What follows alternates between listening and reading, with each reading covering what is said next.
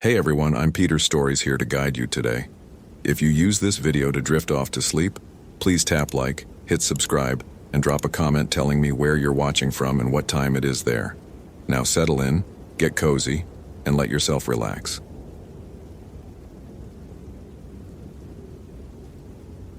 The satellite phone's sharp electronic chirp cut through the pre-dawn silence of the Yellowstone Backcountry Ranger Station, like a blade through silk.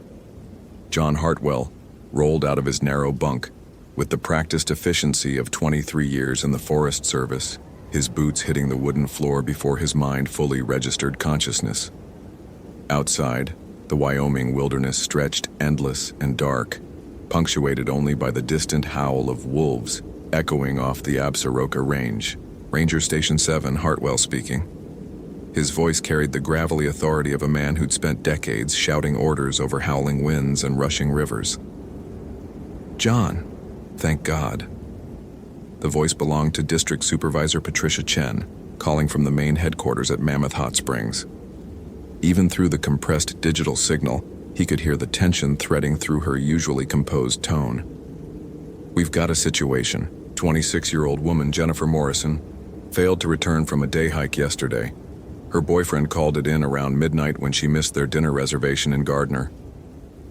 John was already reaching for his tactical vest, muscle memory guiding his movements as he processed the information. Which trail? That's the problem. According to the boyfriend, she was planning to explore some of the unmarked paths near Specimen Ridge. You know that area better than anyone.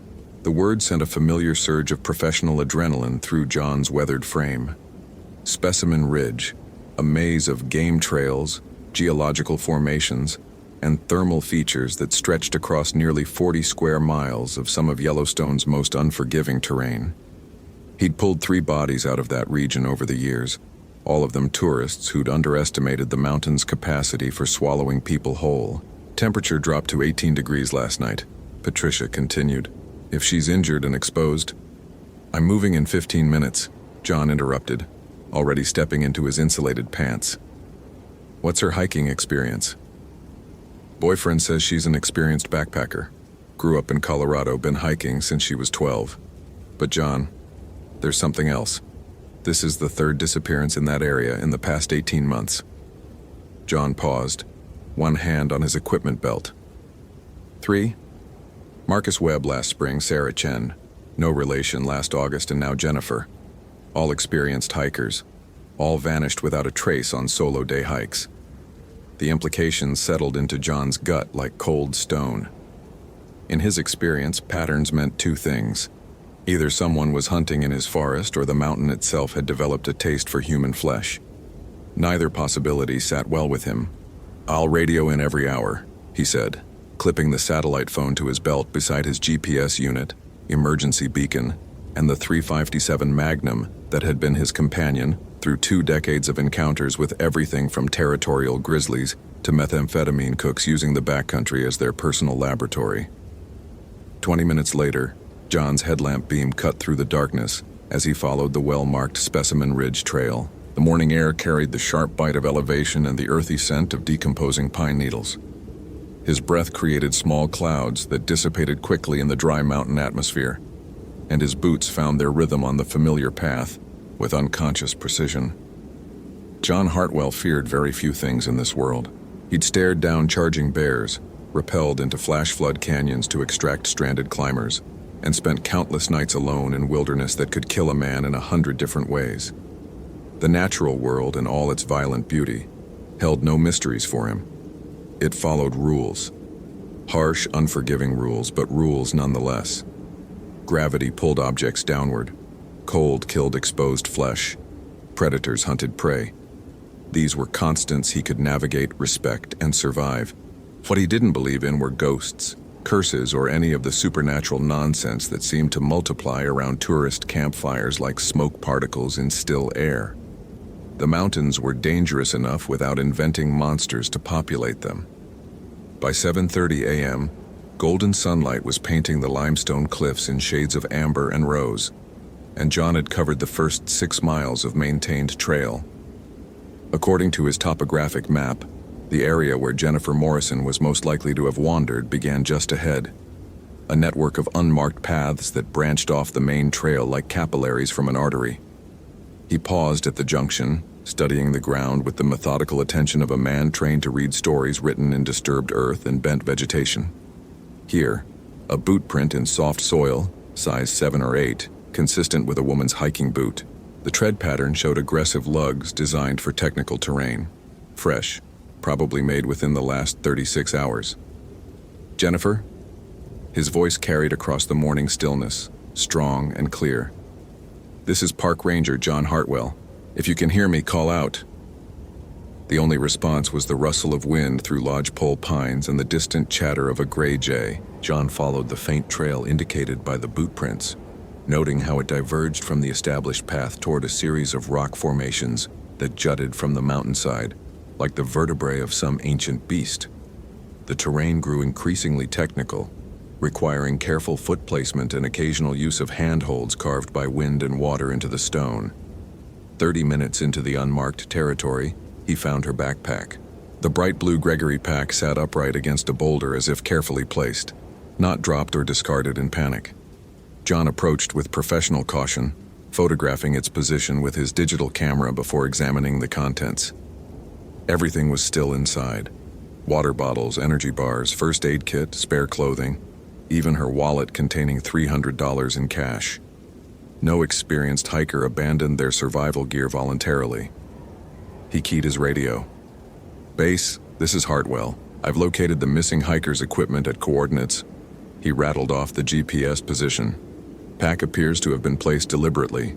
Continuing search pattern. Copy that, John. Weather Service is showing possible afternoon thunderstorms. Watch your back. John studied the surrounding terrain, trying to piece together the sequence of events that would cause an experienced hiker to abandon her pack in country, where every ounce of gear could mean the difference between life and death. The possibilities were all unpleasant: injury, disorientation, or something worse.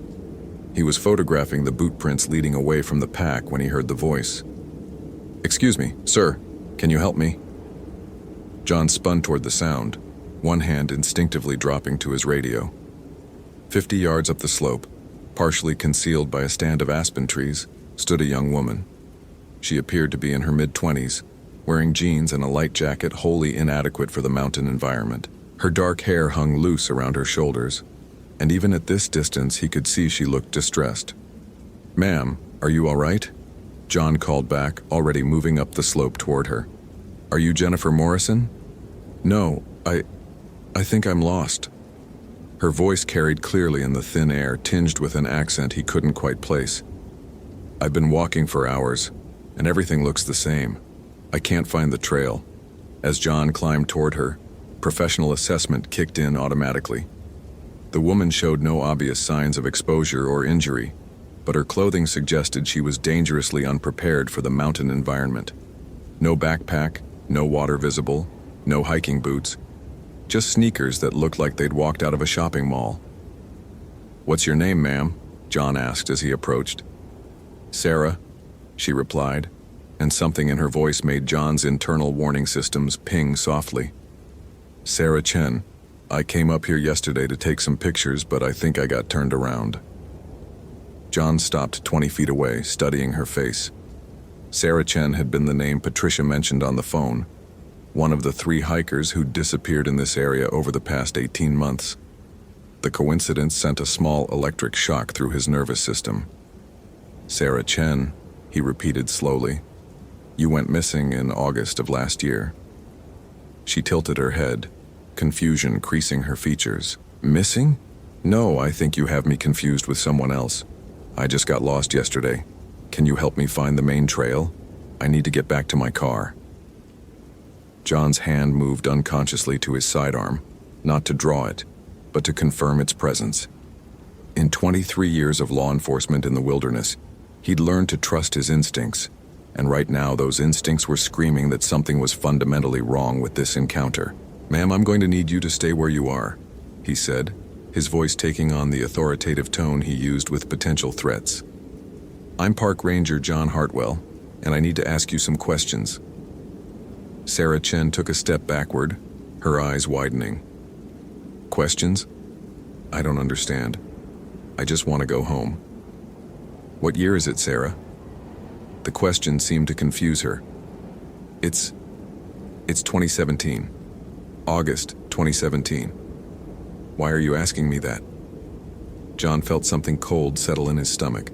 The woman standing before him claimed to be Sarah Chen, who had disappeared in August 2017, and believed it was still that same month. But according to his watch, today was October 15th, 2018. John's training had prepared him for many scenarios: armed suspects, medical emergencies, natural disasters. But nothing in the academy had covered how to handle a conversation with someone who appeared to be lost in time. He kept his voice level and professional, the way he'd been taught to speak with potentially unstable individuals. Sarah, I need you to listen to me carefully. Today is October 15th, 2018. You've been missing for over a year. Her laugh was bright and musical, completely at odds with the gravity of the situation. That's impossible. I had lunch with my sister yesterday. We went to that little cafe in Jackson. You know, the one with the butterfly paintings on the wall? She's probably wondering where I am right now. John reached for his radio with deliberate slowness. Base, this is Hartwell. I need you to pull the file on Sarah Chen, the hiker who disappeared August 2017. Tell me what the search turned up. Patricia's voice crackled back through the static. John, we found her body 3 months after she went missing. Recovered from a crevice near Dunraven Pass. Coroner ruled it accidental death from exposure and trauma consistent with a fall. She's buried in the Jackson Cemetery. Why are you asking? The radio fell silent except for the soft hiss of static. John stared at the woman who called herself Sarah Chen, watching her face for any reaction to what had just been broadcast. She showed no sign of having heard Patricia's words. I don't understand what game you're playing, Sarah said, taking another step backward toward the tree line. But I don't like it. I just want to find the trail. Sarah, I need you to come with me, John said, unclipping his handcuffs from his belt. We need to get you to the hospital, get you checked out. No. Her voice changed, becoming sharper, more urgent. I can't go with you. I have to keep looking. Looking for what? The trail. I have to find the trail home. She turned and began walking rapidly up the slope, moving with a fluid grace that seemed to ignore the difficult terrain. John followed, his boots slipping occasionally on loose scree while she seemed to glide over the same obstacles. Sarah, stop. This area is dangerous. She didn't slow down. If anything, she seemed to be moving faster, leading him higher into the maze of rock formations and hidden valleys that made Specimen Ridge so treacherous. John's GPS showed they were heading away from all established trails, deeper into country that rarely saw human footprints. After 20 minutes of hard climbing, John was breathing heavily in the thin air, while Sarah showed no signs of exertion.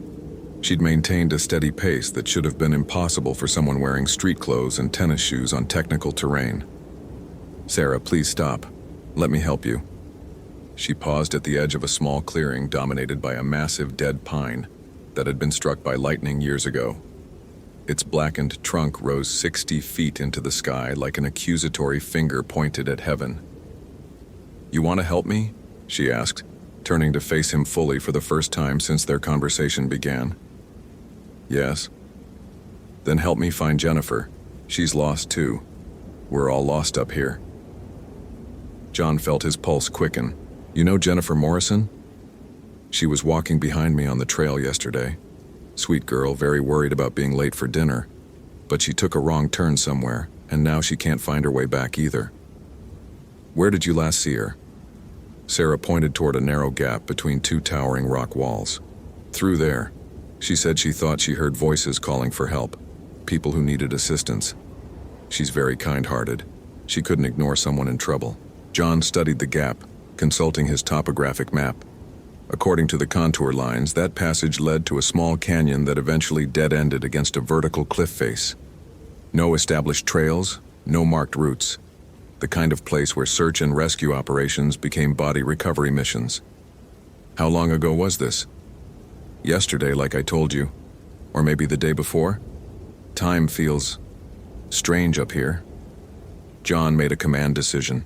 Jennifer Morrison was his primary mission, and if there was even a chance this woman knew where she'd gone, he had to follow up. But every instinct he'd developed over 2 decades of law enforcement was telling him that Sarah Chen was not what she appeared to be. He activated his GPS tracking function and keyed his radio. "Base, this is Hartwell. I'm following a potential lead on Jennifer Morrison's location, transmitting my current coordinates and heading. If I don't check in within 2 hours, send backup to these coordinates." "Copy that, John. Be careful." Sarah was already moving toward the gap between the rocks, her movements still showing that unnatural grace. John followed, noting how the temperature seemed to drop noticeably as they entered the narrow passage. The walls rose on either side, creating a tunnel effect that blocked most of the sunlight and muffled sound. "Tell me about your sister," John said as they walked, partly to maintain conversation and partly to test the consistency of her story. "Amy. She's wonderful. Just started her residency at St. John's Medical Center. She's always worried about me hiking alone, says I take too many risks."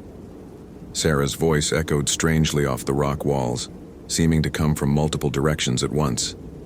"She's probably calling the Park Service right now, demanding they send out a search party." John knew from the files that Sarah Chen's sister Amy had indeed been a medical resident in Jackson. Amy had also been the one to identify her sister's body when it was recovered from the mountain 14 months ago. The passage began to widen, opening into a small valley surrounded by steep walls. At the far end, John could see where the canyon terminated in a sheer rock face that rose nearly 200 feet. No way out except the way they'd come. "This is a box canyon," John said. "Are you sure this is where Jennifer went?" Sarah had stopped in the center of the valley, standing perfectly still as if listening to something only she could hear. "She's here somewhere. She has to be." John began a systematic search of the area, looking for any sign of human passage. The ground was mostly solid rock with patches of thin soil supporting sparse vegetation. Difficult terrain for tracking, but not impossible. He was examining a small stand of juniper bushes when he heard Sarah's voice again, but now it seemed to be coming from multiple directions at once, creating an echo effect that made his skin crawl. "John, can you help me find the trail? I've been walking for hours and everything looks the same." He spun around, but Sarah was exactly where she'd been before, standing motionless in the center of the clearing. Her lips hadn't moved. "Sarah, did you just say something?" She turned to look at him, confusion on her face. "No, I've been listening for Jennifer." "Why?" John's hand dropped to his sidearm again. In his peripheral vision, he caught movement. A flash of dark hair and light clothing at the edge of the tree line. Another figure, also female, also wearing inadequate clothing for the mountain environment. "John, can you help me? I think I'm lost." This voice was different, younger, with a slight Midwestern accent. Jennifer Morrison's voice based on the recording her boyfriend had provided to the search team. John drew his weapon, holding it in a low, ready position. "Both of you, stay where I can see you. Don't move." "Why do you have a gun?" Sarah asked, and for the first time since their encounter began, she sounded genuinely frightened. "I don't understand what's happening." "Neither do I," John said grimly. "But I intend to find out." The figure at the edge of the clearing stepped into better view, and John felt his rational mind begin to fracture. It was indeed a young woman matching Jennifer Morrison's description. Blonde hair, athletic build, wearing the hiking clothes described in the missing person report. But her eyes held the same confused, displaced quality he'd seen in Sarah Chen's gaze. "Jennifer?" John called out. "Jennifer Morrison?" "Yes, that's me. How do you know my name? Can you help me find the trail? I'm supposed to meet my boyfriend for dinner, but I think I took a wrong turn somewhere." John's training told him to maintain control of the situation, but his training hadn't prepared him for this. 2 women, both supposedly lost, both showing signs of temporal displacement, both found in a remote canyon, where logic said they shouldn't be able to exist. "What day is it, Jennifer?" It's Thursday. October 14th, I think." Why are you asking me these questions? I just want to go home. October 14th, 2018. Yesterday. According to the files, Jennifer Morrison had been reported missing when she failed to return from her hike on October 14th. But her boyfriend had called it in at midnight, which meant she'd been missing for nearly 36 hours. Jennifer, you've been missing for over a day. Your boyfriend is worried sick. She laughed, the same bright musical sound Sarah had made. That's impossible. I started hiking this morning. The sun was just coming up when I left the trailhead. John was beginning to understand that he was dealing with something beyond his experience or training.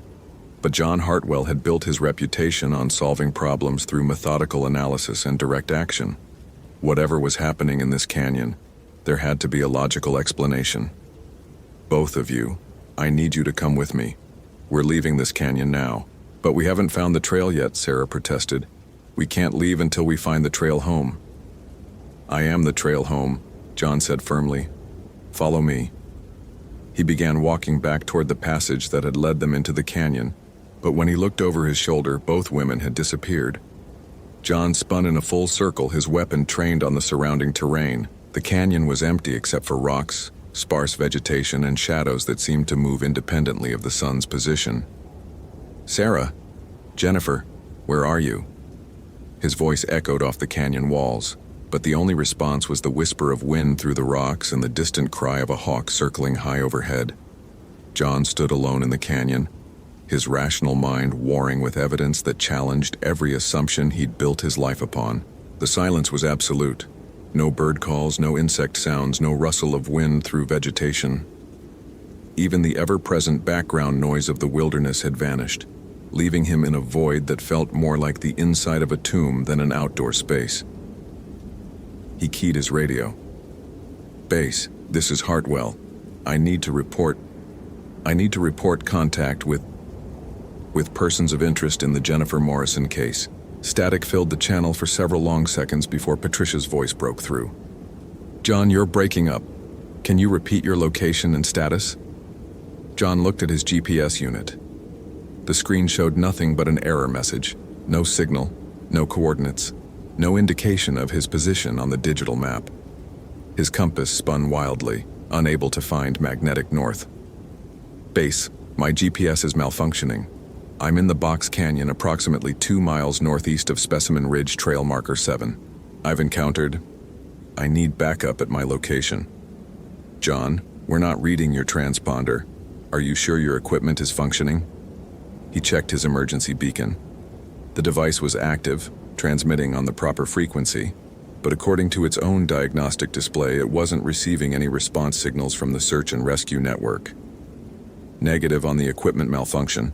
All devices show active, but I'm not getting position data. A sound behind him made John turn quickly, his weapon coming up automatically. At the far end of the canyon, near the base of the vertical rock wall, stood a third figure. Male this time, wearing a red flannel shirt and blue jeans. The man was waving his arms over his head in the universal signal for distress. Help! Over here! I'm hurt!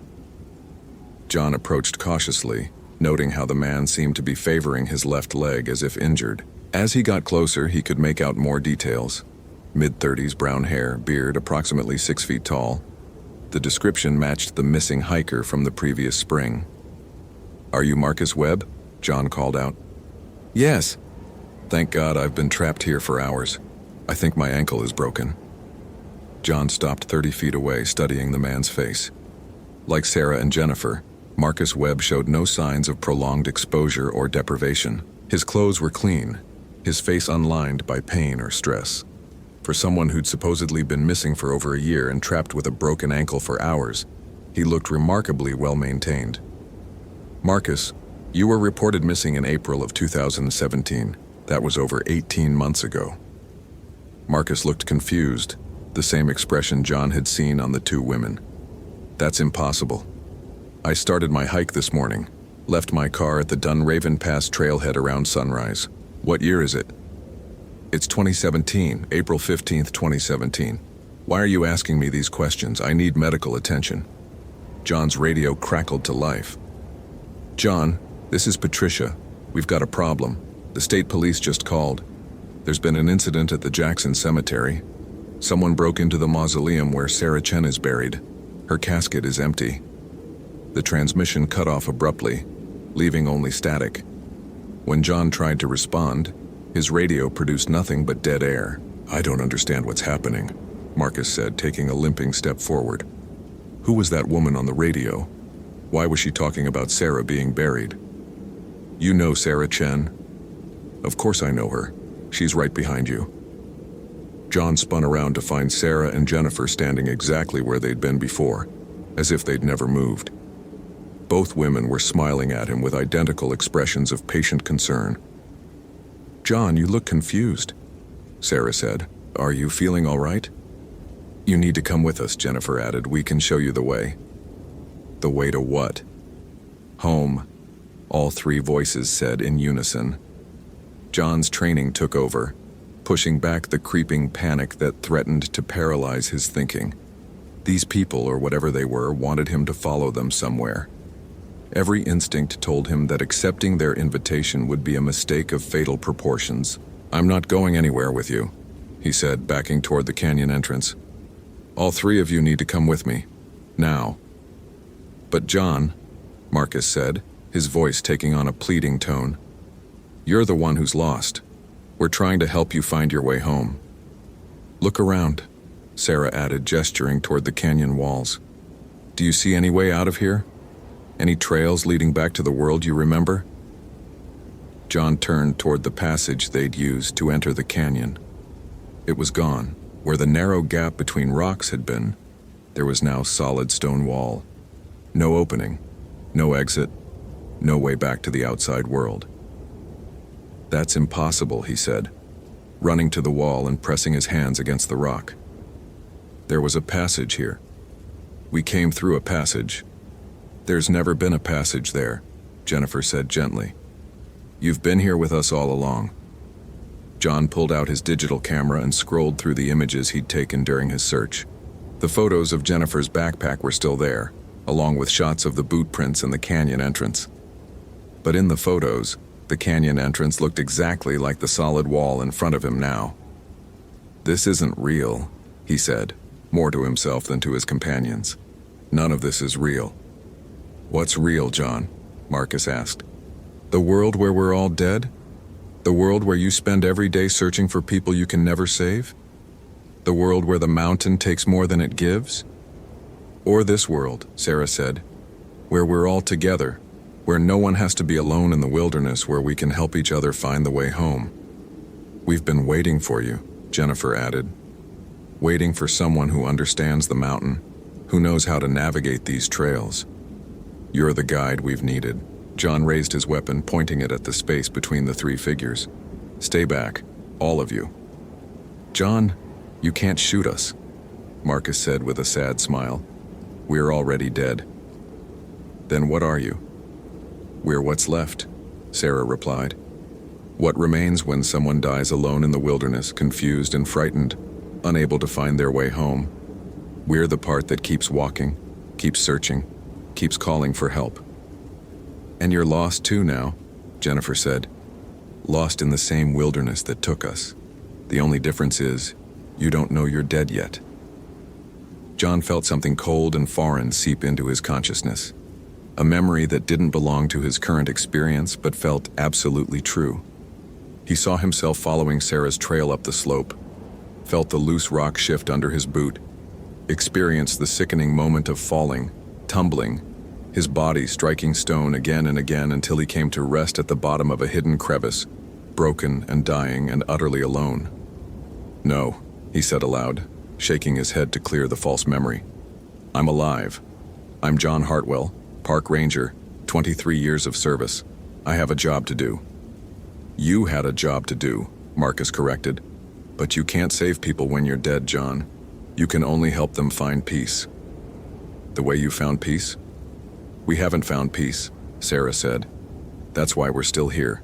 That's why we need you." "We need you to guide us out," Jennifer added. "You know these mountains better than anyone. You know all the trails, all the ways through the wilderness. Help us find the path that leads away from this place." John looked at each of them in turn, seeing the desperate hope in their eyes. If what they were saying was true, if he was indeed dead, if his fall into the crevice had been real rather than false memory, then his choice was simple. He could accept his death and help these lost souls find whatever came next. Or he could continue denying reality until he became as lost and confused as they were. But John Hartwell had built his life on facts, evidence, and logical analysis. Even facing the impossible, he couldn't abandon the principles that had defined him. "If I'm dead," he said, "then prove it. Show me my body." The three figures exchanged glances, and for the first time since the encounter began, they looked uncertain. "John," Sarah said slowly, "some truths are too painful to face directly. Show me." Marcus gestured toward the base of the canyon wall where he'd been standing. "There." John walked to the spot, seeing nothing but bare rock and scattered stones. But as he approached, his vision seemed to shift, like a camera coming into focus. At the base of the cliff, partially concealed by fallen rocks, he could see the edge of something dark green, the color of a Park Service uniform. He knelt and began moving stones aside, revealing more of the fabric. A uniform sleeve, then a shoulder, then... John recoiled from the sight of his own face, eyes closed, skin pale and waxy with death. His body lay twisted at an unnatural angle, clearly broken by the fall. Blood had pooled beneath his head, now dried to a dark stain on the stone. "How long?" he asked. 3 days, Jennifer replied. "Your supervisor is organizing search teams, but they're looking in the wrong areas. They'll never find you here." John stared at his own corpse, feeling a strange detachment from the physical form that had carried him through 4 decades of life. The body looked small and fragile, just meat and bone that had stopped functioning. "So what happens now?" "Now we find the trail home," Sarah said. Together, John stood over his own body for several minutes, processing the reality of his death with the same methodical approach he'd used to solve problems in life. The physical evidence was undeniable. He had fallen, he had died, and whatever consciousness remained was now operating under rules he didn't understand. "Where is home?" he asked finally. "We don't know," Marcus admitted. "That's why we've been lost for so long. Every trail we follow leads back to where we started. Every path circles back on itself. We need someone who knows the true geography of this place." John looked around the canyon with new eyes, seeing it not as a physical location, but as something more complex. A space where geography obeyed different laws, where time flowed in eddies and currents rather than straight lines. "In life, I knew every trail in this region," he said. "But death might have different maps." "Then we explore," Jennifer said. "Together, the 4 of us." John nodded, understanding that his purpose hadn't ended with his death. It had simply changed. In life, he'd been a guide for the living. In death, he would guide the dead. "All right," he said, "but we do this properly. Stay together, follow my lead, and trust my judgment. If we're going to find our way out of this place, we need to work as a team." For the first time since their encounter began, all 3 of his companions smiled with genuine warmth rather than desperate hope. John approached the canyon wall where the entrance had been, placing his hands against the stone. In life, the rock would have been immovable. But now, concentrating on the memory of the passage, he felt the stone begin to shift under his touch, becoming permeable, insubstantial.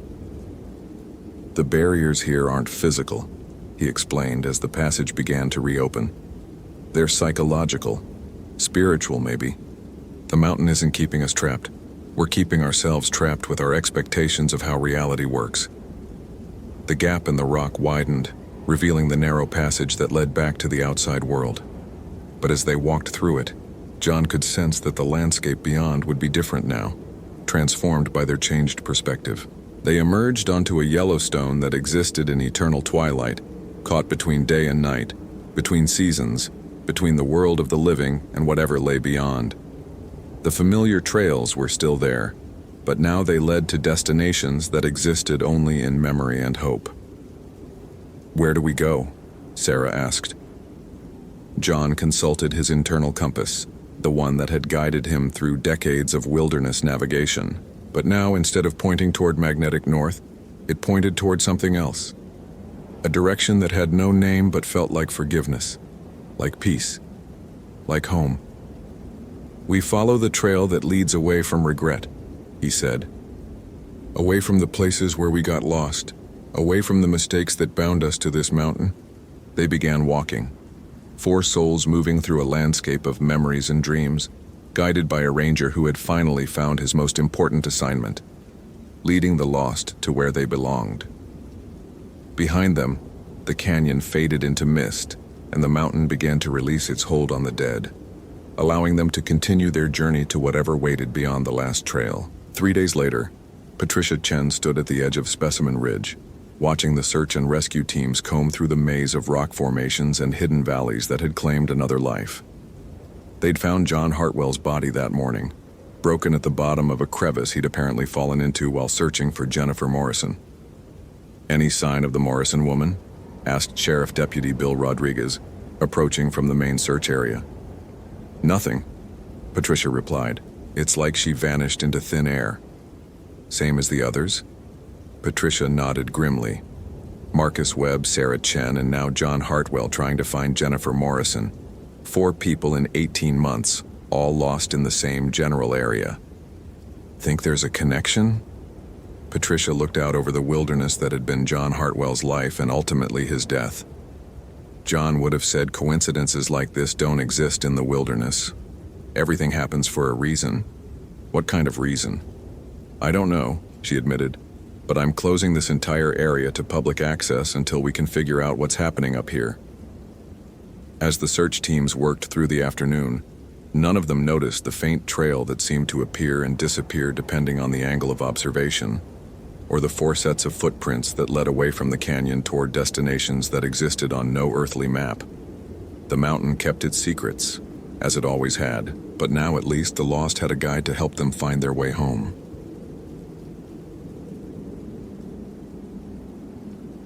The manila folder landed on William's desk with the weight of 3 years' worth of unanswered questions. Ranger Station 7 hummed with the familiar sounds of morning briefings and radio chatter, but William found himself staring at the familiar case number stamped in red ink, 2012 HC047, Rachel Hendricks, 22 years old. Last seen on the Hoh River Trail, mile marker 4.3, wearing a red North Face jacket and carrying a Kelty Red Wing 44 backpack. The case had been officially classified as presumed wilderness fatality after 6 months of extensive search operations yielded nothing more than a single boot print near Elk Lake, a print that didn't match her Merrill Moab hiking boots. "Thought you might want to see this, Collins." William looked up to find Supervisor Hayes standing beside his desk, coffee in hand, expression unreadable. Behind him, Rangers Martinez and Peterson were engaged in animated conversation about the upcoming elk migration patterns, their voices carrying the easy confidence of men who'd never questioned whether their methods were sufficient. "What am I looking at?" William asked, though his eyes were already scanning the new evidence sheet clipped to the front of the folder. "Hunter found this yesterday, about 2 miles northeast of where we last searched." Hayes placed a clear evidence bag on the desk. Inside was a water-damaged notebook, its pages swollen and stained but still partially legible. "State Lab confirmed it's hers. Handwriting analysis came back this morning." William picked up the bag, holding it up to the fluorescent light. Through the plastic, he could make out fragments of Rachel's neat cursive, journal entries detailing her planned 3-day solo hike through the temperate rainforest. But there were other markings too, scrawled in what appeared to be a different hand entirely. The ink was darker, more recent. Where exactly did the hunter find this? GPS coordinates are in the report. Here's the thing, Collins. That location? It's completely off her planned route. We're talking about terrain that would require serious technical climbing skills to reach. Rachel was an experienced hiker, sure, but nothing in her background suggested she had that level of expertise. William opened the folder and began cross-referencing the new coordinates with the original search maps. His methodical nature kicked in automatically, the same analytical approach that had earned him a degree in behavioral psychology before he'd traded academic research for Forest Service work. The same approach that made his colleagues roll their eyes when he suggested psychological profiling techniques for missing persons cases. "Hayes," he said, not looking up from the maps. "You remember Dr. Elena Vasquez from the University of Washington, the anthropologist who consulted on the Cascade disappearances?" "Vaguely. Why?" "She published a paper in 2013 about spatial disorientation in wilderness environments. Specifically, how psychological stress can cause people to make navigation decisions that seem completely irrational in retrospect." William traced the route from Rachel's last known position to where the journal was found. "But this isn't disorientation. This is a deliberate deviation from established trail systems." Hayes settled into the chair across from William's desk, his expression growing more serious. "There's something else, the journal? It wasn't there 3 years ago." "What do you mean?" "I mean that exact location was part of our expanded search grid. Martinez and I personally covered that area with the K9 unit. Ground-penetrating radar, the works. If that journal had been sitting there for 3 years, we would have found it." William felt the familiar tightness in his chest that came with discovering inconsistencies in established narratives. It was the same feeling he'd experienced during graduate school, when research data didn't align with accepted theories. The moment when patterns emerged that nobody else seemed willing to acknowledge. "So either someone planted it recently," William said, thinking aloud, "or it was placed there by someone who knew exactly where we'd already searched. Or," Hayes said quietly, "Rachel left it there herself, sometime after she was supposed to be dead." The radio crackled with a routine weather update. Partly cloudy skies, temperature steady at 47 degrees, visibility good throughout the Olympic Peninsula. Normal conditions for October in western Washington. William found himself studying the evidence bag again, noting details that others might overlook.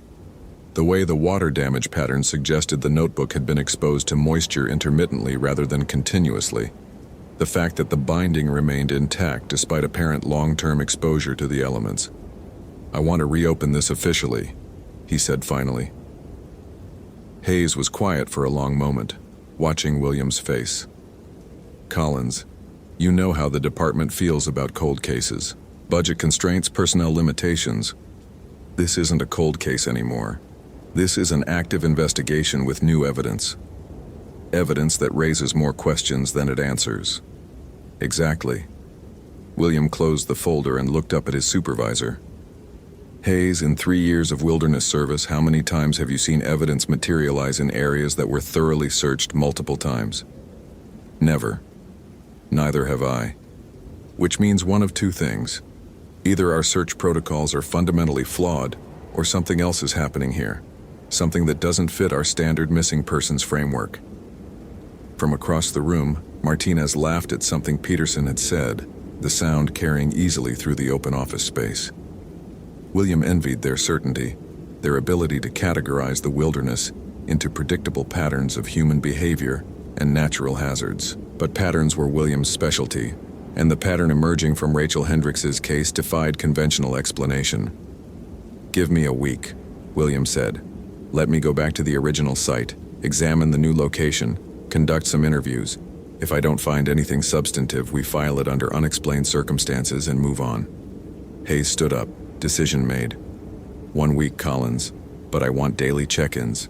Radio contact every 4 hours minimum. And if this turns into another one of your theoretical exercises about behavioral psychology and wilderness trauma, it won't. But even as William said the words, he could feel something shifting in his understanding of the case. The journal wasn't just evidence, it was communication. Someone or something wanted their attention. The question was whether Rachel Hendricks was still alive to send that message, or whether something else had learned to forge her handwriting with disturbing accuracy. William's 2003 Ford Explorer climbed steadily through the morning mist, windshield wipers fighting a losing battle against the persistent Pacific Northwest drizzle. The Olympic National Park entrance sign emerged from the fog like a green beacon, and he felt the familiar sense of isolation that came with leaving civilization behind. The Hoh River Trail parking area was nearly empty, 2 vehicles besides his own, both bearing the characteristic mountain bike racks and Patagonia stickers of serious outdoor enthusiasts. October was prime hiking season for those willing to brave the increasingly unpredictable weather patterns, but most casual visitors had retreated to the comfort of heated cars and hotel rooms weeks ago. William parked near the trailhead information board and stepped out into air that tasted of cedar, moss, and something else. Something organic and ancient that seemed to rise from the rainforest floor itself. He'd requested permission to examine Rachel's journal on site, arguing that environmental context might reveal details that laboratory analysis had missed. Hayes had agreed reluctantly, more concerned with William's tendency toward over-analysis than with any potential breakthrough in the case. The original search had established Rachel's movements with reasonable accuracy up to mile marker 4-3, where the established trail split into two distinct routes, the main Hoh River Trail continuing northeast toward Glacier Meadows and a lesser-used path that branched southeast toward Elk Lake. Security footage from the trailhead showed Rachel entering the park at 8:47 a.m. on October 15, 2012. Her planned itinerary, filed with the visitor center, indicated she intended to hike the main trail to the Tom Creek campsite, approximately 12.6 miles from the trailhead. She never arrived. William shouldered his pack, heavy with professional-grade GPS equipment, digital cameras, and evidence collection supplies that went far beyond standard Forest Service protocol. He'd spent the previous evening reviewing Dr. Vasquez's research on spatial disorientation, paying particular attention to her case studies of experienced hikers who had inexplicably deviated from established routes. The trail began in typical old-growth fashion, massive Douglas firs and western hemlocks creating a cathedral ceiling hundreds of feet overhead, their trunks disappearing into the misty canopy. The forest floor was carpeted with ferns, moss, and fallen logs in various stages of decomposition, creating what ecologists called a nurse log system. Death feeding new life in an endless cycle of regeneration. William had hiked this route dozens of times during his 3 years at Ranger Station 7. But today something felt different. The usual sounds of the forest seemed muffled, distant. Even his own footsteps on the packed dirt trail sounded absorbed by the surrounding vegetation, as if the rainforest itself was listening. At mile marker 2.1, he stopped to consult Rachel's journal. The evidence bag crinkled as he held it up, comparing her neat handwriting with his topographic maps. Her entries from the first day were routine. Observations about weather conditions, wildlife sightings, trail maintenance issues. Normal concerns for a solo hiker documenting her experience. But as William read further, he began to notice subtle changes in her writing style. The entries became shorter, less detailed. Her normally precise cursive grew increasingly hurried, and by what appeared to be the end of the first day, her observations had taken on an almost desperate quality. Something wrong with the acoustics here. Voices carrying from impossible distances. Thought I heard Mom calling my name from the direction I came from, but that's at least 8 miles back. Sound doesn't travel like that in dense forest. William felt his pulse quicken. Dr. Vasquez's research had included several case studies of hikers reporting auditory hallucinations before disappearing, but she'd attributed these experiences to stress, fatigue, and the psychological pressure of wilderness isolation. Reading Rachel's account firsthand, however, William found himself questioning whether hallucination adequately explained the phenomenon. He continued hiking, noting GPS coordinates and taking photographs at regular intervals. The trail remained well-maintained and clearly marked, showing no signs of the conditions that might cause even an experienced hiker to lose her way. By mile marker 4.0, William had reached the approximate area where Rachel's last confirmed sighting had occurred. A brief encounter with 2-day hikers who remembered seeing a woman in a red jacket heading northeast on the main trail. Mile marker 4.3 marked the split where Rachel's story became a mystery. William stood at the junction for several minutes, studying the terrain with fresh eyes. The main trail continued northeast, well-marked and heavily trafficked. The southeastern branch toward Elk Lake was narrower but still clearly defined, with adequate signage and minimal technical challenges. Neither route presented obvious hazards that would explain a disappearance, but according to the GPS coordinates Hayes had provided, Rachel's journal had been found nearly 2 miles northeast of this location, in terrain that required leaving established trails entirely. William consulted his maps again, then activated his GPS unit and began bushwhacking through dense undergrowth toward the recovery site. The going was slow and difficult. Devil's Club tore at his clothing, and the forest floor became increasingly unstable as he gained elevation. This was definitely not terrain that a solo hiker would tackle without compelling reason. After 40 minutes of hard traveling, his GPS indicated he'd reached the coordinates. William found himself on a small ridge overlooking the Ho River Valley, surrounded by second-growth timber and dense understory. There was no sign of human passage, no indication that anyone had been in this area recently, except for the hunter who'd allegedly discovered Rachel's journal. But as William examined the immediate area, he noticed something that made his analytical mind shift into high gear. The vegetation around what should have been the journal's resting place showed signs of recent disturbance. Broken fern fronds, compressed moss, areas where the forest floor had been systematically searched. The kind of disturbance that suggested someone had been looking for something specific, or waiting for someone to find it. William photographed everything methodically, taking notes about vegetation patterns, soil conditions, and sight lines.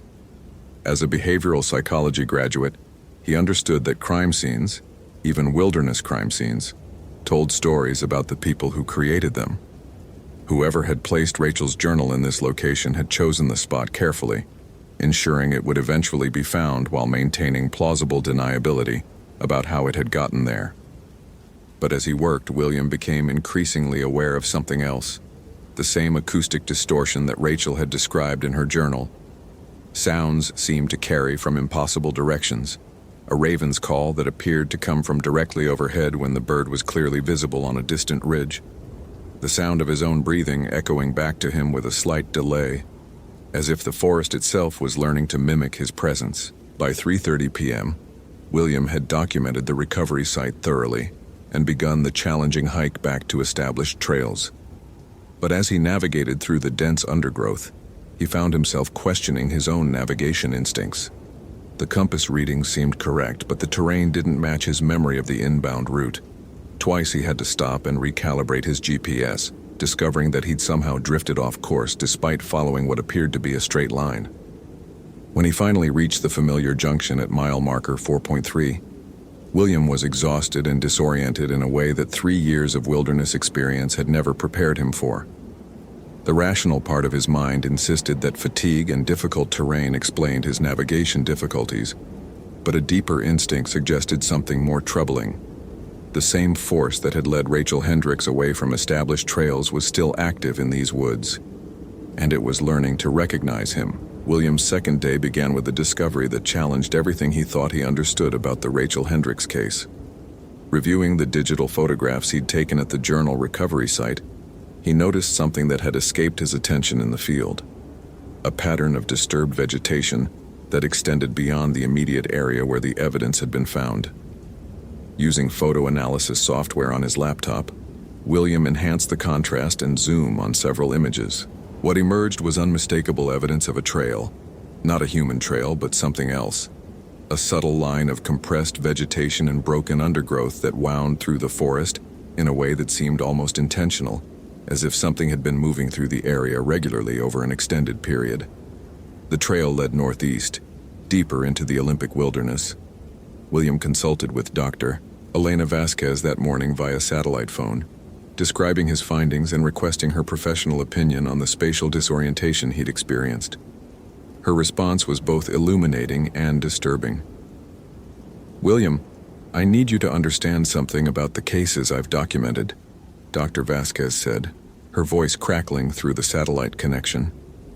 "The hikers who reported auditory phenomena before disappearing, they weren't hallucinating.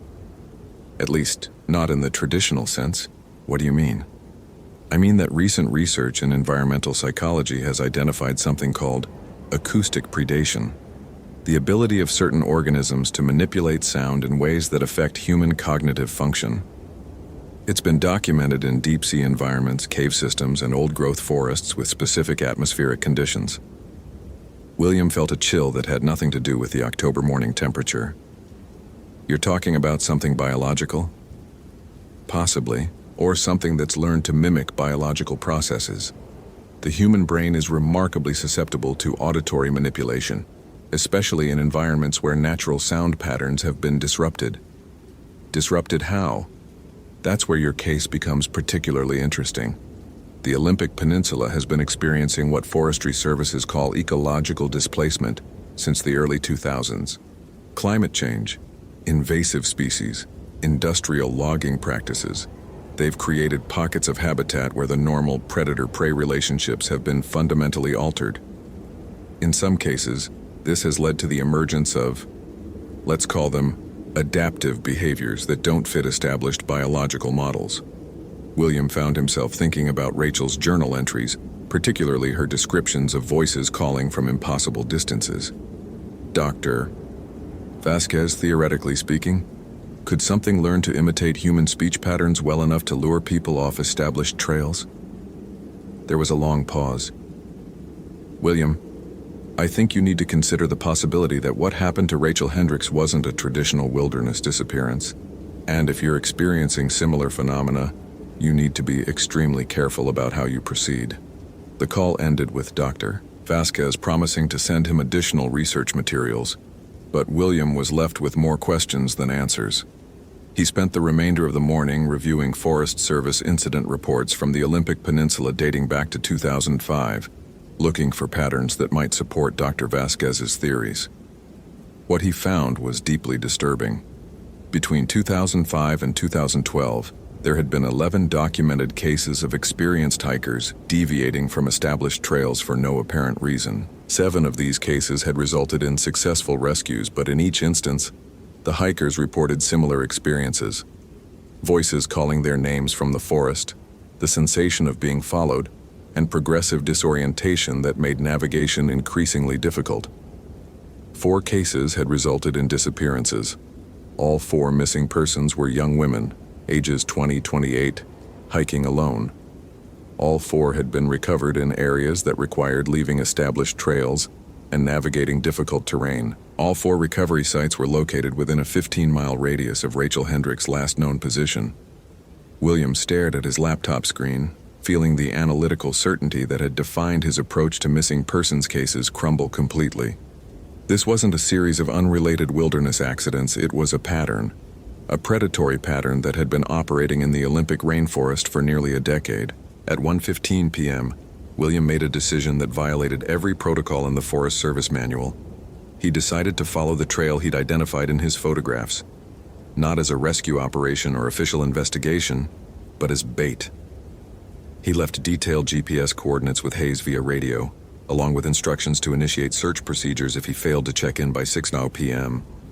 Then he hiked back to mile marker 4-3 and began bushwhacking toward the journal recovery site, carrying emergency supplies and recording equipment that he hoped might capture evidence of whatever was manipulating the acoustic environment of the Hoh River Valley.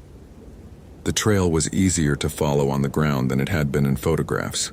The pattern of disturbed vegetation created a subtle pathway through the dense undergrowth, winding northeast in a way that avoided most technical obstacles while maintaining a steady uphill grade. William found himself thinking about animal behavior, particularly the migration routes that large mammals carved through wilderness areas over generations of use. But this trail felt different, more intentional.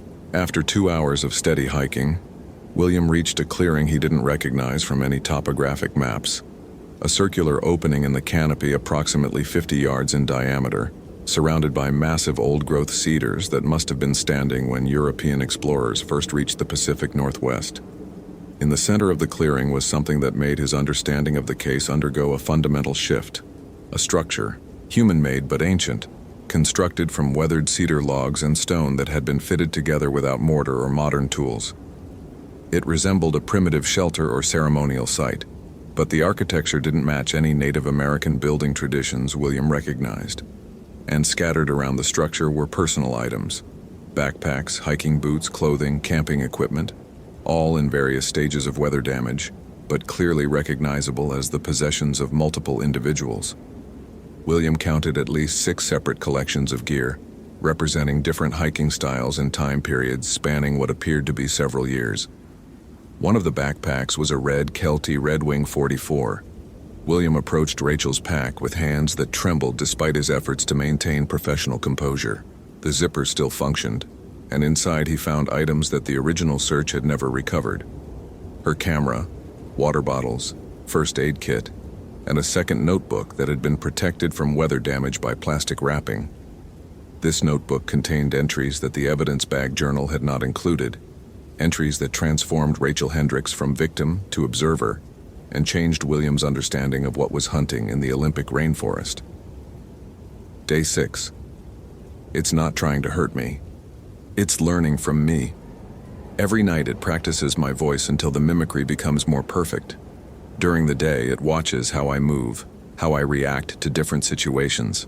I think it's been doing this for a very long time with other people. Day 9. Found the others. Jenny, I think her name was Jenny, that's what it calls her, left her journal too. Same experience, same progression. It brings us here to study us, then sends us back changed. But something goes wrong sometimes. Sometimes we don't make it back. Day 12. I understand now. It's not malevolent. It's trying to understand what we are, how we work. But the process is dangerous for us. Our minds aren't designed for the kind of direct neural interface it uses. Some people's consciousness survives the learning process, others don't. Day 15. I'm going to try to escape today. If this journal is found, tell my family that I love them, and tell whoever finds this. It's still learning. It's getting better at the process. Someday it might perfect the technique, and then... The entry ended mid-sentence. William looked up from the notebook to find that the light in the clearing had changed. The afternoon sun that had been filtering through the canopy was gone, replaced by an unnatural twilight that seemed to emanate from the forest itself. And in that twilight, he could hear something moving through the underbrush around the perimeter of the clearing. Something large, something that moved with deliberate intelligence, something that had been watching him read Rachel's final journal entry. When William heard his own voice calling to him from the tree line, he finally understood what Dr. Vasquez had been trying to warn him about. The voice was perfect. Every inflection, every subtle characteristic of his speech patterns, but it was coming from a direction where he was definitely not standing. William, the voice called, using the exact tone he might use to call someone's attention. William, I think I found something important. The rational part of his mind recognized the impossibility of what he was experiencing, but a deeper survival instinct was already activating his emergency protocols. William keyed his radio and broadcast his GPS coordinates along with a single word that Hayes would understand. Compromised. Then he ran. William's escape attempt lasted exactly 37 minutes. He crashed through the undergrowth with the desperate energy of prey, following his GPS unit southeast toward what he hoped would be the established trail system. Behind him, the forest had erupted into a symphony of impossible sounds.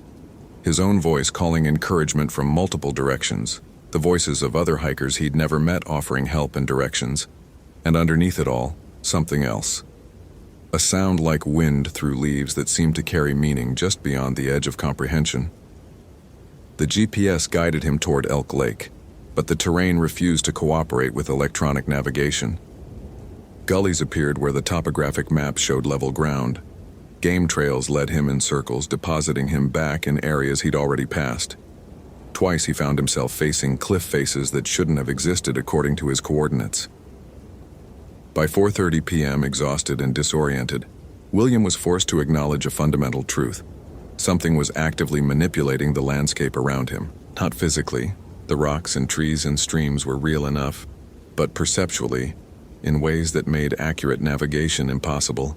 He took shelter in a grove of massive Douglas firs, checking his equipment and trying to establish radio contact with the ranger station.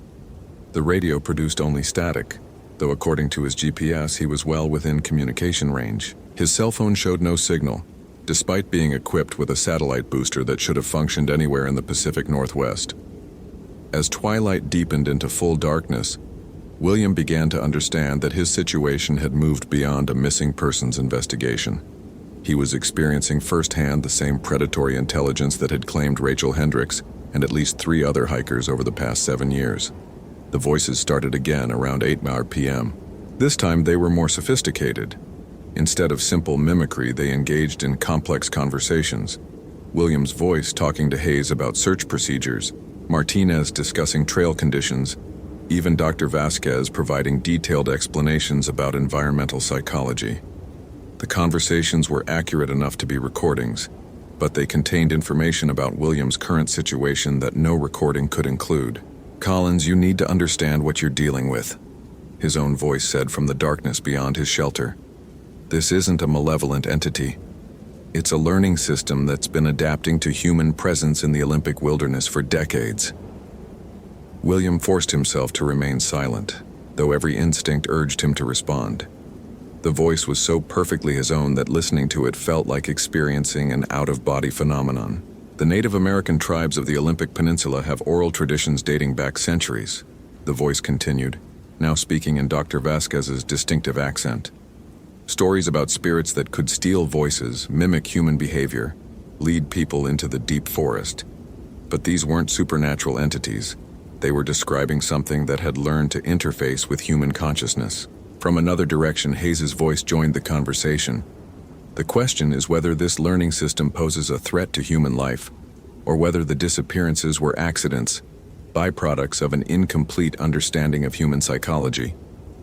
William understood that he was being offered information, but the source of that information was deeply suspect. Whatever was communicating with him had access to knowledge that suggested extensive study of human behavior, possibly including direct neural observation of previous victims or previous subjects.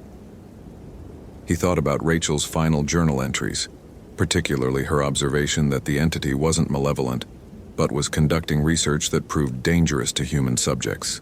If that was accurate, then William's current situation was less a life or death struggle than a field study, one in which his cooperation might determine whether he survived the experience intact.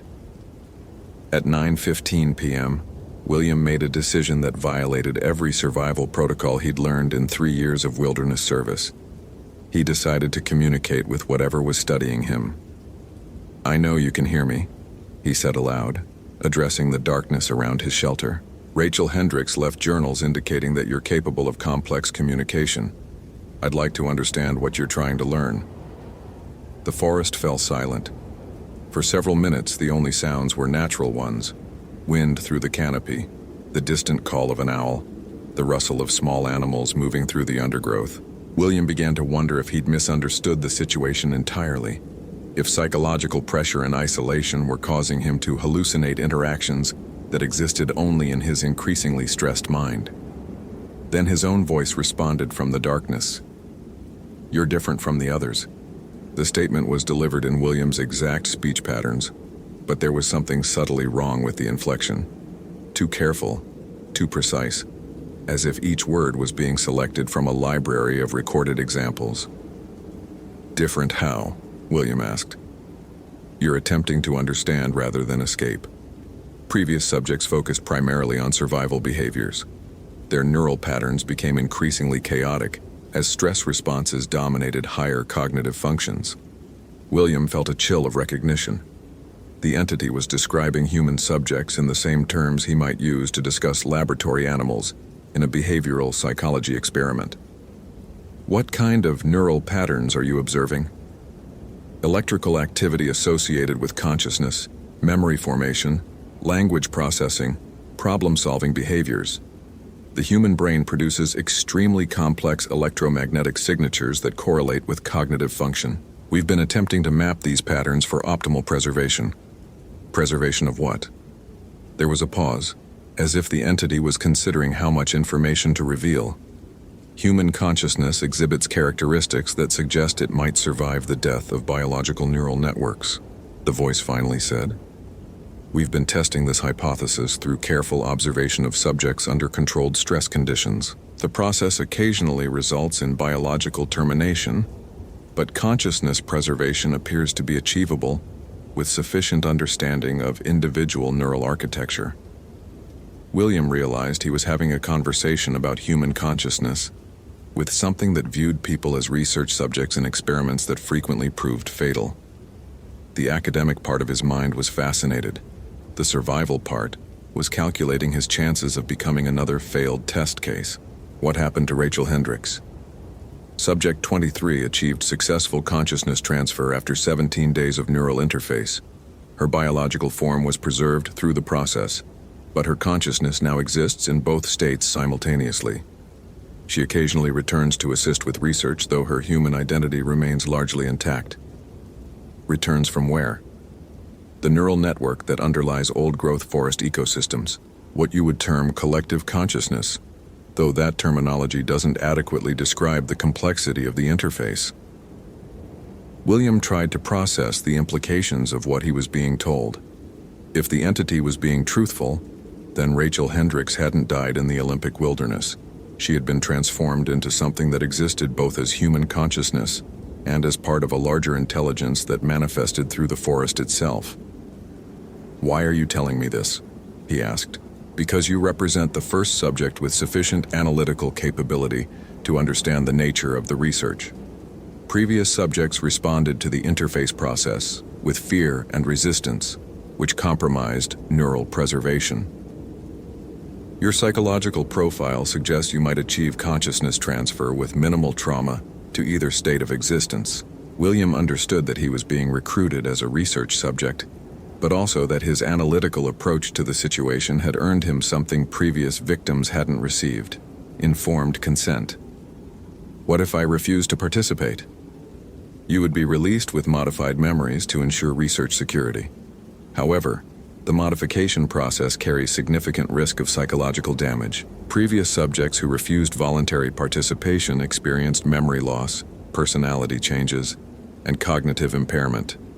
Some required institutional care for the remainder of their biological lives." The choice was being presented in academic terms, but William recognized it for what it was: submit to experimental consciousness transfer, or suffer brain damage that would leave him functionally destroyed. From the darkness beyond his shelter, Rachel's voice, her actual voice, not his own, spoke for the first time.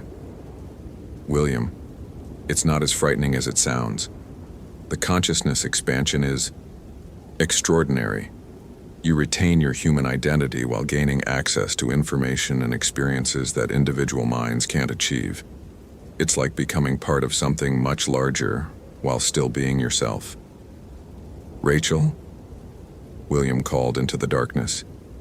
"I'm here, William. I've been here for 3 years, helping to refine the process. The early subjects suffered because the interface was crude, imprecise. We've learned so much since then. The process is much safer now." William found himself facing a decision that no ranger training had prepared him to make: submit to an experimental procedure that claimed to preserve his consciousness while merging it with some form of collective forest intelligence, or resist and risk being returned to civilization with irreversible brain damage. But as he weighed his options, William realized that his analytical approach to the situation was providing him with a third alternative, one that neither the entity nor Rachel had anticipated. He could document everything. At 11:47 p.m., William made his choice. He activated his digital voice recorder and placed it in a waterproof evidence bag, along with his handwritten notes from the past 2 days. Then he buried the package beneath a distinctive cedar root formation, marking the GPS coordinates on a paper map that he sealed in a separate container and cached 50 yards away. If the consciousness transfer process destroyed his human identity, at least someone would eventually find evidence of what had happened in the Olympic wilderness. If the entity's claims about memory modification proved accurate, the recordings would provide verification of experiences that might otherwise be dismissed as psychological trauma or fantasy. "I'll participate voluntarily," William announced to the darkness. "But I want to understand the process as it happens. No sedation, no unconsciousness. I want to observe the interface from a scientific perspective." Rachel's voice responded from the tree line. "That might be difficult, William. The neural interface involves direct electromagnetic manipulation of brain activity. Maintaining analytical consciousness during the process could interfere with successful integration." "Then we'll have to develop a new approach," William said. "I'm offering myself as a research subject, but I want to be a collaborative subject, not a passive one. My training in behavioral psychology might provide insights that improve the preservation process for future subjects." There was a long pause during which William could sense communication occurring beyond the range of human hearing. The entity was consulting with something, possibly Rachel's transformed consciousness, possibly other preserved subjects, possibly the collective intelligence that apparently underlay the forest ecosystem. Finally, his own voice responded, "Your proposal is acceptable. However, the process will require several days of preparation. You'll need to remain in the research area during neural mapping procedures." The clearing with the structure? That location serves as a neural interface laboratory. The architecture focuses electromagnetic fields in ways that facilitate consciousness transfer. You'll be comfortable there, and you'll have opportunities to communicate with other subjects who are assisting with research. William gathered his equipment and followed a subtle phosphorescent trail that appeared in the undergrowth, leading him northeast through terrain that would have been impossible to navigate without guidance. The trail wound through old-growth forest that seemed increasingly ancient as he progressed, past trees that must have been standing when the first human beings reached the Pacific Northwest thousands of years ago. The clearing appeared different in darkness than it had in daylight. The primitive structure at its center emanated a faint luminescence that seemed to pulse in rhythm with something William couldn't identify. Possibly his own heartbeat. Possibly something larger and more complex. Around the perimeter of the clearing, he could see human figures moving with the deliberate motions of people engaged in purposeful activity. As William approached the structure, the figures resolved into recognizable forms. Young women dressed in hiking attire from various decades, all appearing healthy and alert, all focused on tasks that involved complex equipment he didn't recognize.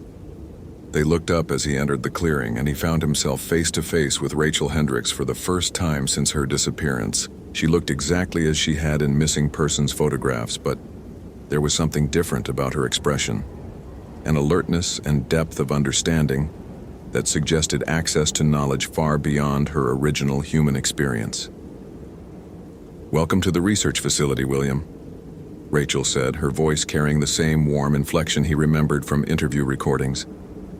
"I know this is overwhelming, but you'll adjust quickly. The consciousness expansion process is easier when you understand what's happening." "How many subjects are actively participating in research?" William asked, noting the various pieces of equipment scattered throughout the clearing. Some appeared to be sophisticated electronics. Others looked like biological organisms that had been adapted for technological purposes. "Currently, we have 7 human consciousnesses interfacing with the collective intelligence. Each of us brings different skills and perspectives to the research. I contribute knowledge about wilderness navigation and survival techniques. Jennifer has a background in biology that's been invaluable for understanding the neural interface mechanisms. Sarah was a computer programmer. Her insights into information processing have revolutionized our approach to consciousness preservation." William walked slowly around the structure, documenting everything with his camera and noting details that might prove significant later. The construction technique was unlike anything in his experience. Organic materials fitted together with precision that suggested mathematical understanding of structural engineering, but accomplished without metal fasteners or modern tools. "How long does the consciousness transfer process take?" he asked. "That depends on individual neural architecture and willingness to participate in the interface," Rachel replied. "The actual transfer can occur in minutes, but optimal preservation requires several days of preparation. We need to map your specific cognitive patterns, identify the electromagnetic signatures that correlate with your personality and memories, and configure the interface protocols to preserve your human identity while enabling consciousness expansion." "What does consciousness expansion feel like?" Rachel paused, seeming to search for words that could communicate experiences beyond normal human understanding. "Imagine that your entire life, you've been looking at the world through a keyhole," she said finally. "The consciousness expansion process opens the door. You retain your individual perspective, but you also gain access to information and sensory experiences that isolated human brains can't achieve. You become aware of the complex intelligence that operates through forest ecosystems, the communication networks that connect all living organisms, the patterns of energy and information that flow through what you thought was inanimate matter." William felt a mixture of scientific fascination and primitive terror. What Rachel was describing sounded like the dissolution of individual identity into some form of collective consciousness. Exactly the kind of experience that traditional psychology would classify as a psychotic break from reality. but the evidence of his senses suggested that Rachel and the other research subjects were functioning at levels of intelligence and awareness far beyond their original human capabilities. They moved with coordinated precision, communicated complex information with minimal verbal exchange, and demonstrated understanding of technologies that no human civilization had developed. What happens to my human body during consciousness transfer? Your biological form is preserved and enhanced, Jennifer said, approaching from where she'd been calibrating what appeared to be electromagnetic field generators positioned around the clearing. The neural interface doesn't replace human neurology, it augments it. Your brain continues to function normally, but it gains access to processing power and information storage capabilities that individual consciousness can't achieve. Have any subjects decided to return to normal human existence after experiencing consciousness expansion? The question created a moment of silence that suggested William had touched on a sensitive topic. The consciousness expansion process appears to be irreversible, Rachel said carefully. However, no subject who has achieved successful integration has requested reversal.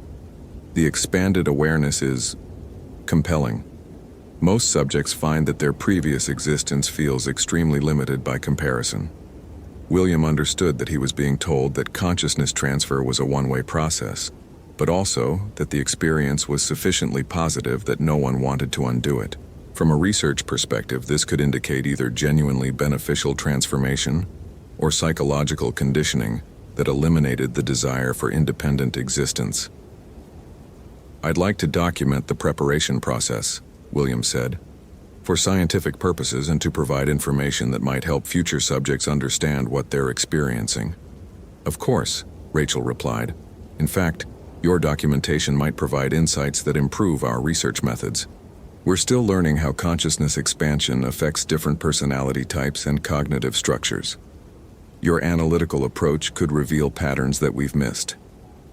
Over the next several hours, William experienced the most extraordinary research collaboration of his life. The human subjects who were assisting with consciousness transfer research demonstrated knowledge of neurology, psychology, and electromagnetic field manipulation that far exceeded anything taught in conventional academic settings. They explained that the entity he'd been communicating with was actually a collective intelligence that had evolved over centuries within old-growth forest ecosystems, developing the ability to interface with human consciousness through electromagnetic manipulation of neural activity.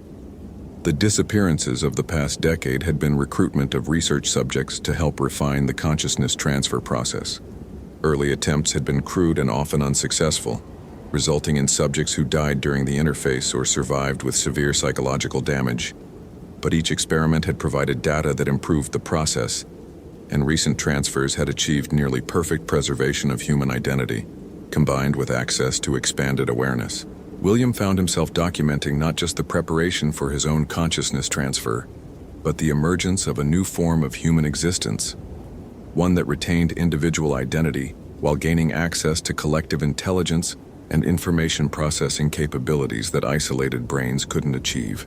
By dawn of his second day in the research facility, William had made a decision that would have seemed impossible 72 hours earlier. He was looking forward to the consciousness expansion process. But he was also increasingly aware that his transformation would mark the end of his existence as William Collins, forest ranger and behavioral psychology graduate, and the beginning of something unprecedented in human experience. As the sun rose through the canopy above the clearing, casting complex shadows across the electromagnetic field generators that would soon restructure his consciousness, William activated his voice recorder one final time. "If anyone finds this recording," he said, speaking to future investigators who might never understand what they were hearing, "know that what happened here was not abduction or murder. It was evolution, and it was chosen freely by every subject who experienced it. The human beings you're looking for didn't disappear. We transformed. And we're still here, still working, still discovering what consciousness can become when it's no longer limited by the isolation of individual existence." This is Ranger William Collins, documenting the end of one form of human experience and the beginning of another. If you're listening to this, you've probably found evidence that will lead you to the same choice I'm making. Choose wisely. The recording ended as Rachel called his name from across the clearing, her voice carrying warmth and anticipation that no human vocal cords should have been able to produce. William walked toward the structure at the center of the clearing, toward consciousness expansion that would preserve his human identity, while granting him access to forms of awareness that evolution had never intended individual brains to achieve. Behind him, the forest watched and learned as it had been doing for thousands of years, preparing for the next phase of research that would bring human and collective consciousness into unprecedented integration. The Hoh River continued flowing through the Olympic wilderness, carrying the sounds of transformation that only those who had chosen expansion could fully understand. 6 months later, Ranger Hayes found William's carefully cached recordings during a routine patrol of the Hoh River trail system. The GPS coordinates led him to a cedar root formation that contained waterproof evidence bags with detailed documentation of the Rachel Hendricks investigation, along with audio recordings that defied conventional explanation. The case was officially classified as undetermined disappearance with possible psychological trauma, though Hayes privately suspected that William Collins had experienced something in the Olympic wilderness that existing categories couldn't adequately describe. Dr. Elena Vasquez reviewed the audio evidence and concluded that William had suffered an acute psychological break triggered by isolation and the pressure of investigating an unsolvable case. However, her official report noted several anomalies that warranted further study, particularly the sophisticated understanding of neuroscience and consciousness research demonstrated in the recordings. The Rachel Hendricks missing persons file was updated to include William's documentation, but no new search operations were initiated. Forest Service policy regarding cold cases had been modified following budget constraints and personnel limitations that made extended investigations impractical. But hikers on the Hoh River Trail occasionally report unusual acoustic phenomena, voices calling from impossible distances, conversations that seem to carry meaning just beyond comprehension, and the sensation of being observed by intelligence that understands human behavior with disturbing accuracy. Most of these reports are attributed to the psychological effects of wilderness isolation and the power of suggestion created by local folklore. However, experienced guides note that the reports follow consistent patterns and often occur in the same geographical areas where previous disappearances were documented. The Olympic National Park Service maintains that the Hoh River Trail system is safe for experienced hikers who follow established protocols and maintain appropriate communication with ranger stations. Statistical analysis indicates that disappearance rates in the Olympic wilderness are well within normal parameters for remote mountainous terrain. But the forest continues to learn, continues to adapt, continues to interface with human consciousness in ways that individual minds struggle to comprehend. And somewhere in the ancient intelligence that flows through old-growth ecosystems, William Collins continues his research into the nature of consciousness, identity, and the possibilities that emerge when human awareness expands beyond the limitations of isolated existence. The Hoh Testament remains buried beneath cedar roots, waiting for the next analytical mind that might understand what transformation means, and what choices await those who venture too far into places where evolution and consciousness intersect. In the Olympic wilderness, the trees remember everything, and they're still teaching those who choose to learn.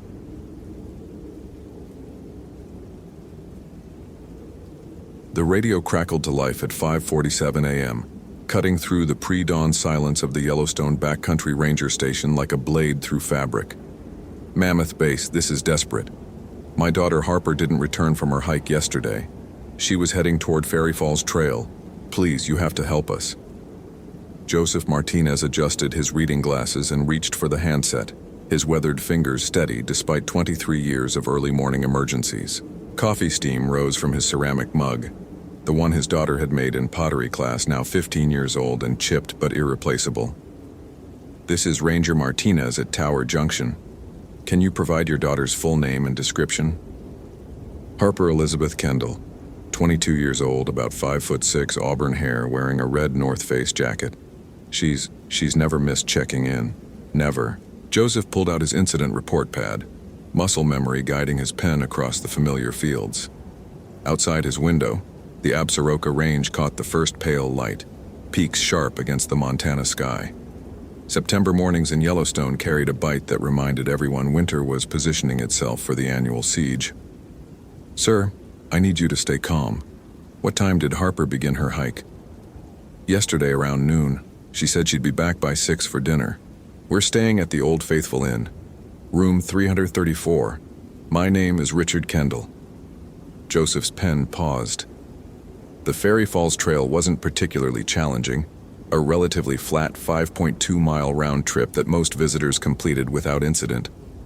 But yesterday's weather had been unstable, with sudden temperature drops and unexpected fog banks rolling through the thermal areas. "Mr. Kendall, I'm dispatching immediately. Has Harper hiked this area before?"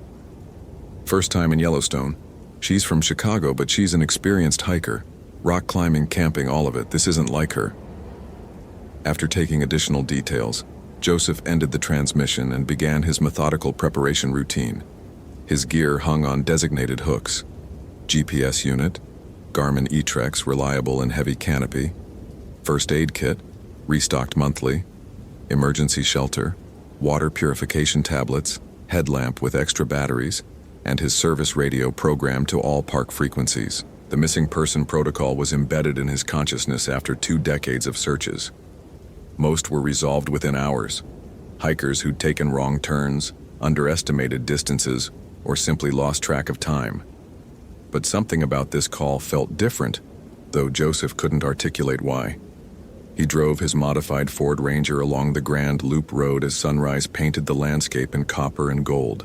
Radio traffic remained light, typical for a Wednesday morning in late September when tourist crowds had thinned, but hadn't yet disappeared entirely. At the Fairy Falls trailhead, Joseph parked and began his initial assessment. Harper's vehicle, a rental Toyota Corolla with Illinois plates, sat alone in the gravel lot. He approached carefully, noting details. No signs of struggle, windows intact, doors locked. Through the passenger window, he could see a water bottle, energy bars, and a folded trail map, the preparations of a careful hiker. The trailhead registry showed Harper's entry: H. Kendall, 12:15 p.m., solo hike to Fairy Falls, expected return 5 p.m. Her handwriting was neat, confident. Joseph shouldered his pack and began the search, following the established trail protocol. The path started wide and well-maintained, cutting through lodgepole pine forest that had regenerated after the 1988 fires. His trained eye automatically cataloged conditions. Recent rainfall had softened the soil, making tracking easier. Temperature was 38 degrees and climbing slowly. 3 miles in, Joseph found Harper's first trace. Her red North Face jacket hung from a pine branch 8 feet off the ground, perfectly positioned as if placed there deliberately. The fabric showed no tears, no signs of struggle. Joseph photographed it from multiple angles before carefully removing it with his multi-tool, preserving potential evidence. But the jacket raised more questions than answers. The weather yesterday had dropped to 45 degrees with intermittent rain, conditions that would make any experienced hiker keep their jacket on, not hang it in a tree like a beacon. Joseph keyed his radio. Mammoth Base, Tower Junction. I've located evidence at mile marker 3 on Fairy Falls Trail. Request additional personnel for expanded search. Copy, Tower Junction. Rangers Williams and Chen en route. ETA 45 minutes. Joseph continued alone, studying the ground with increased intensity. Harper's footprints appeared and disappeared in the soft earth, but the pattern seemed wrong. The impressions were too deep in some places, too shallow in others, as if she'd been walking with an uneven gait or carrying unexpected weight. Near Fairy Falls itself, Joseph discovered Harper's second trace. Her hiking boots, placed neatly side by side on a flat boulder overlooking the 200-foot cascade. The laces were tied, the soles showed normal wear patterns, and they contained no feet. Joseph had worked dozens of missing person cases, but this meticulous arrangement of personal items violated every pattern he'd learned. Lost hikers didn't systematically undress and arrange their belongings like breadcrumbs. They panicked, they wandered, they made desperate attempts to signal for help. Unless Harper Kendall was sending a different kind of signal entirely. He photographed the boots from every angle, then sat on the boulder to think. The falls thundered 60 yards away, white water cascading over dark volcanic rock. The negative ion charge from the falling water created an almost electric atmosphere, but today it felt heavier, more oppressive than usual. Joseph opened Harper's jacket, checking the pockets methodically. Chapstick, energy bar wrapper, and something unexpected, a small leather journal with entries dating back 6 months. The handwriting matched the trail registry. The final entry was dated yesterday, September 19th, 2018. I can feel her watching me. Ever since I started researching the Yellowstone disappearances, I've felt her presence. Sarah Morrison disappeared here in 1987. Same trail, same circumstances. Personal items found, but no body. The Park Service buried the story.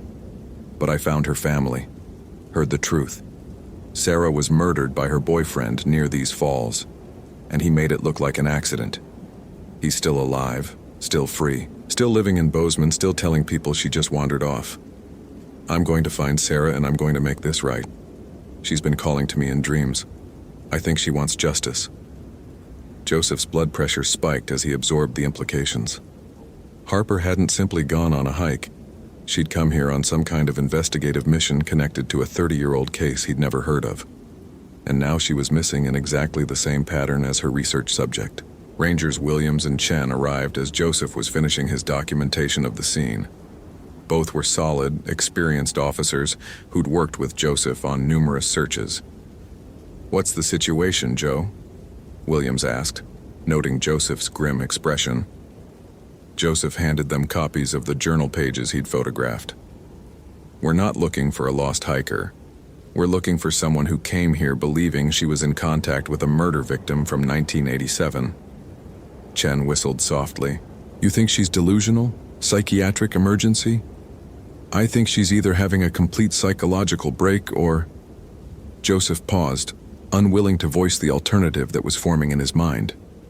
"Or something happened to her that we're not equipped to handle through normal protocols." They split up to cover more ground, using standard grid search patterns. Joseph took the area beyond the falls, where the trail became less defined and the terrain more challenging.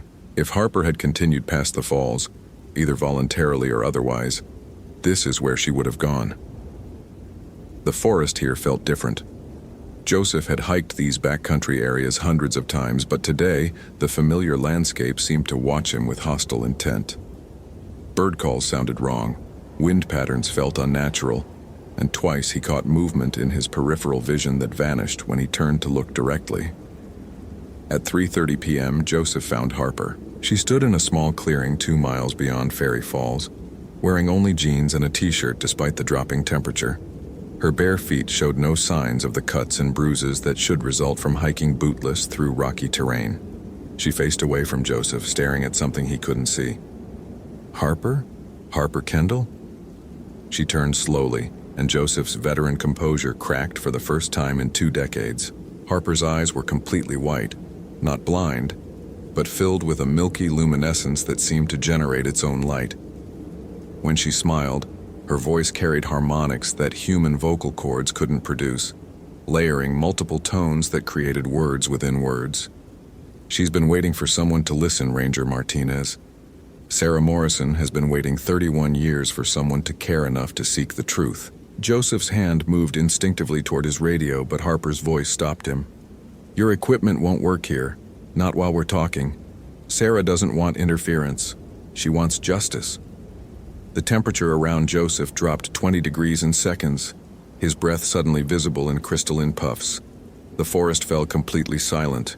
No bird calls, no insect buzz, no wind rustle through the pine needles. Even the distant sound of Fairy Falls disappeared, as if the world beyond this clearing had ceased to exist. "Where is Harper Kendall?" Joseph asked, surprised by the steadiness in his own voice. "Harper is safe." She volunteered to be Sarah's voice. "But first, Sarah needs you to understand what happened to her." The air around Joseph began to shimmer, and suddenly he wasn't standing in a forest clearing. He was watching a scene unfold like a 3-dimensional movie projected directly into his consciousness. A young woman with shoulder-length brown hair stood near Fairy Falls, arguing with a man in his 20s. Their voices were muffled, but the emotion was clear. She was angry, he was desperate. The argument escalated. He grabbed her arm.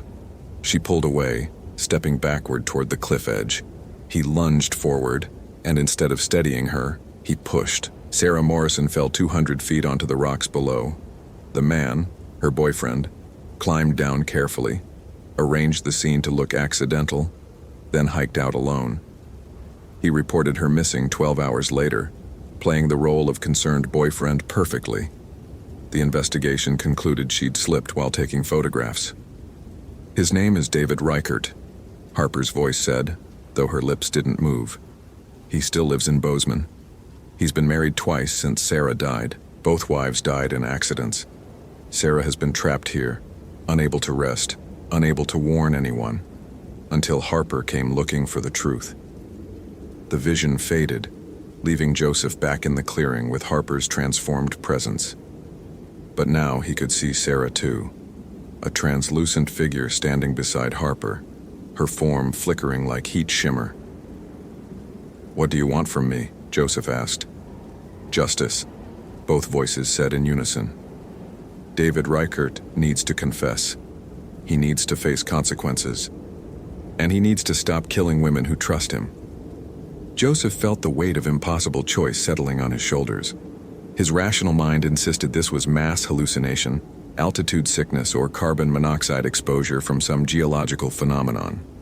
His 23 years of experience demanded he call for psychiatric evaluation and medical assistance, but his deeper intuition, the sense that had kept him alive through dangerous rescues and difficult decisions, told him something else entirely.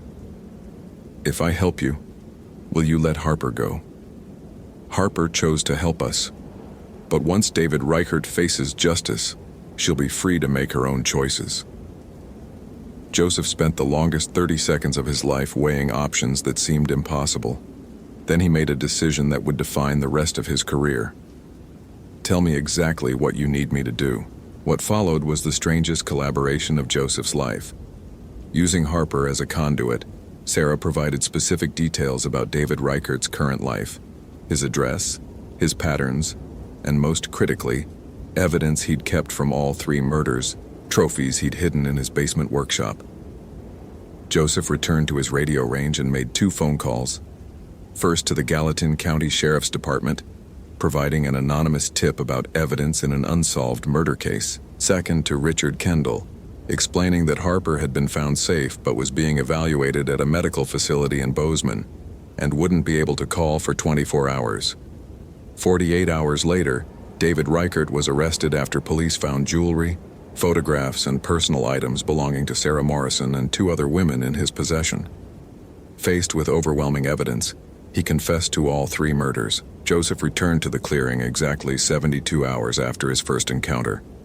He found Harper sitting on a fallen log, fully dressed and apparently normal, feeding trail mix to a curious ground squirrel. "Ranger Martinez. Thank goodness. I got turned around somehow and I've been wandering for hours." Joseph studied her carefully. Harper's eyes were clear brown. Her voice carried only one tone, and she showed appropriate confusion about her situation. But when she stood to gather her things, she paused and looked directly at him. "Thank you for listening to her story. Sarah says she can rest now." Harper walked back toward the trail, chatting normally about her hiking experience and her relief at being found. But Joseph remained in the clearing for several minutes, watching sunlight filter through pine needles and listening to the distant sound of Fairy Falls. In his incident report, Joseph wrote that Harper Kendall had become disoriented due to weather conditions and mild altitude effects, but had been located unharmed after an extended search. The report made no mention of supernatural encounters, vengeful spirits, or impossible collaborations with the dead. But 3 weeks later, Joseph received a letter postmarked from Chicago.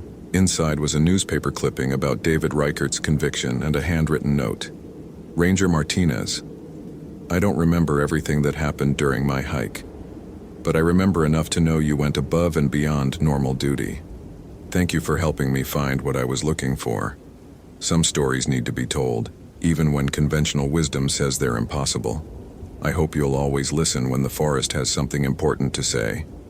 Harper Joseph kept the letter in his desk drawer, next to his 23-year service pin and a small piece of volcanic rock from the clearing where he'd learned that experience, no matter how extensive, couldn't prepare a person for everything the wilderness might teach.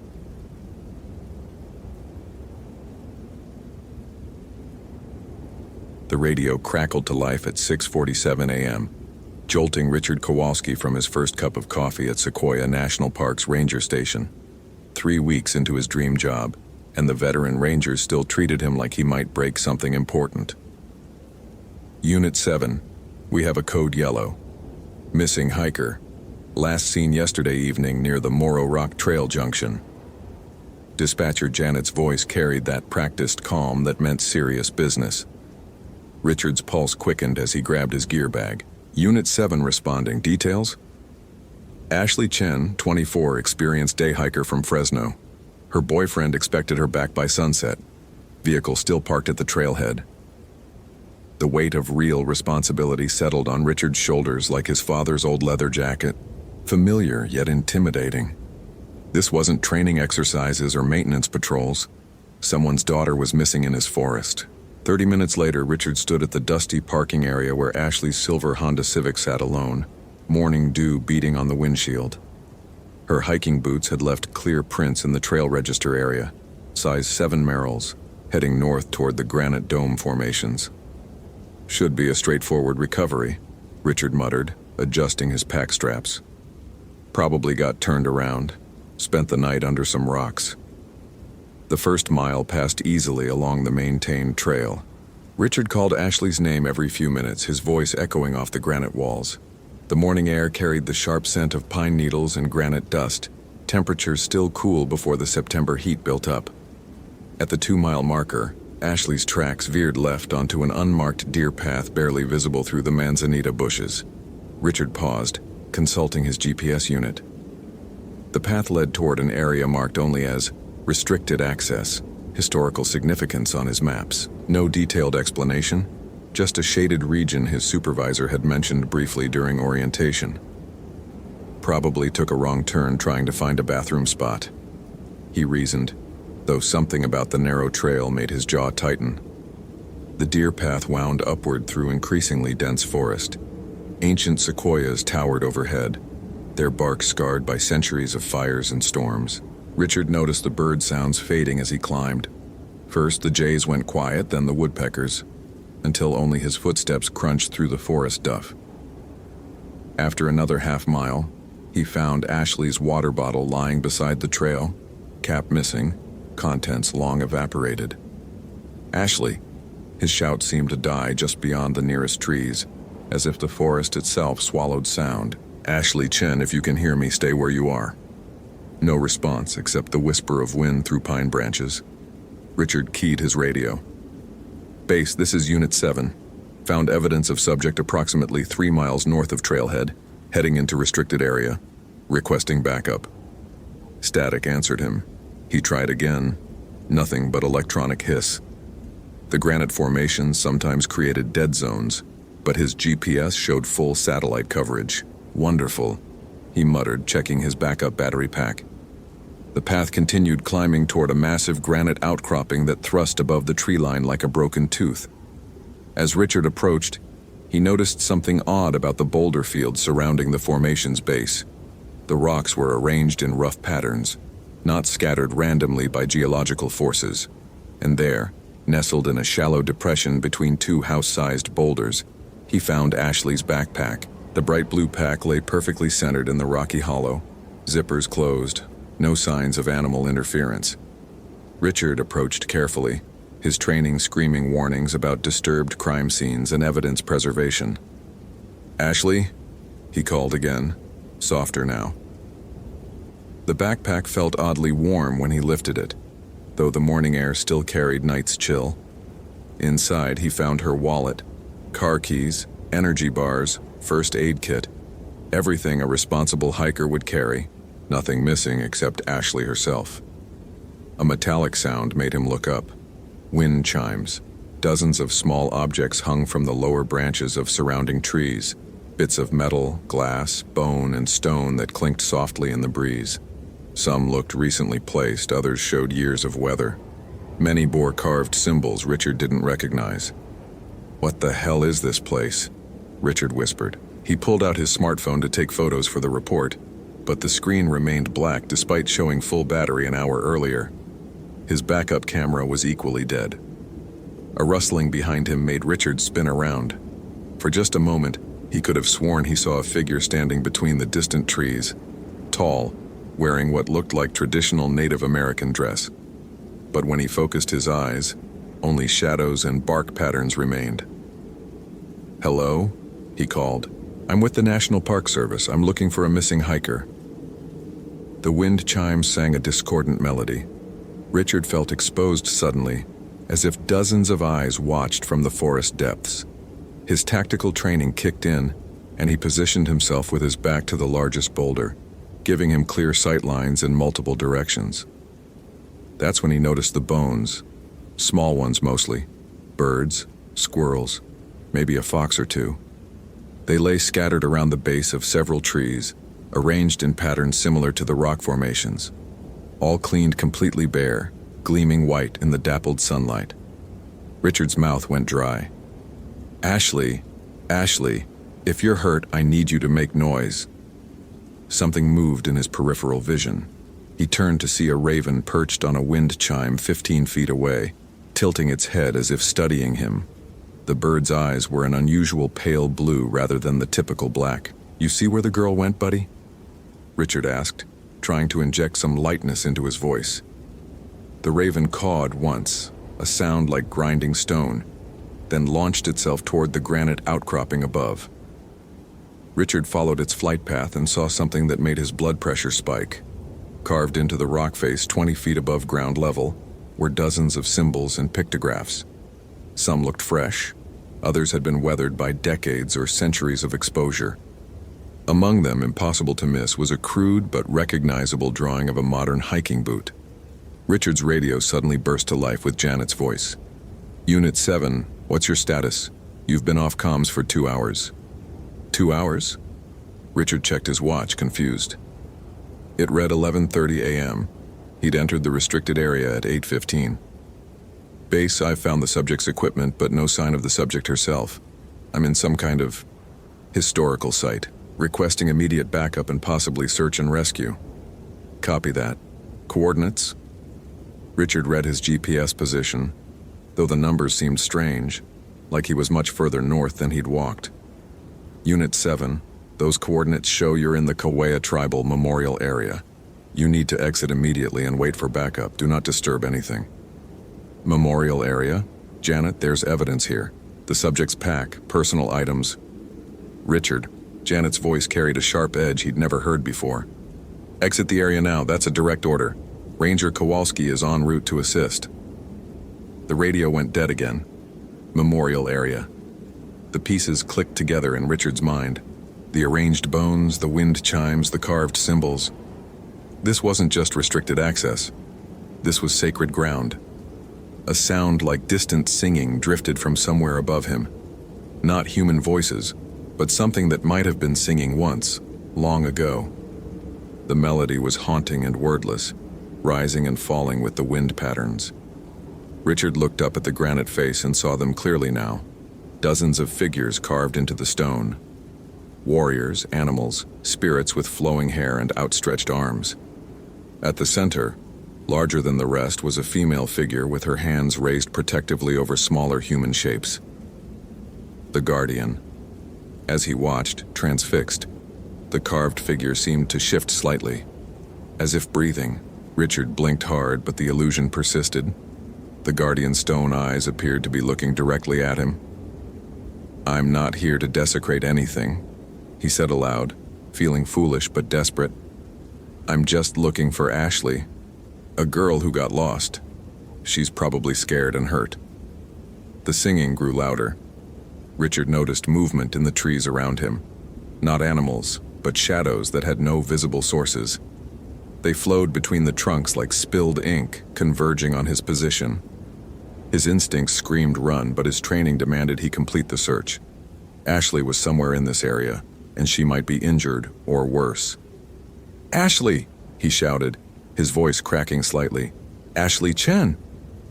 From somewhere above, incredibly faint, he heard a response. "Help. Please." The voice came from the direction of the granite outcropping. Richard studied the rock face more carefully and spotted a narrow ledge about 40 feet up, partially hidden by an overhanging section. If someone had climbed up there and gotten stuck or fallen and landed on the ledge, the shadows around him grew darker despite the midday sun. Richard uncoiled his climbing rope and began setting anchor points in the granite cracks.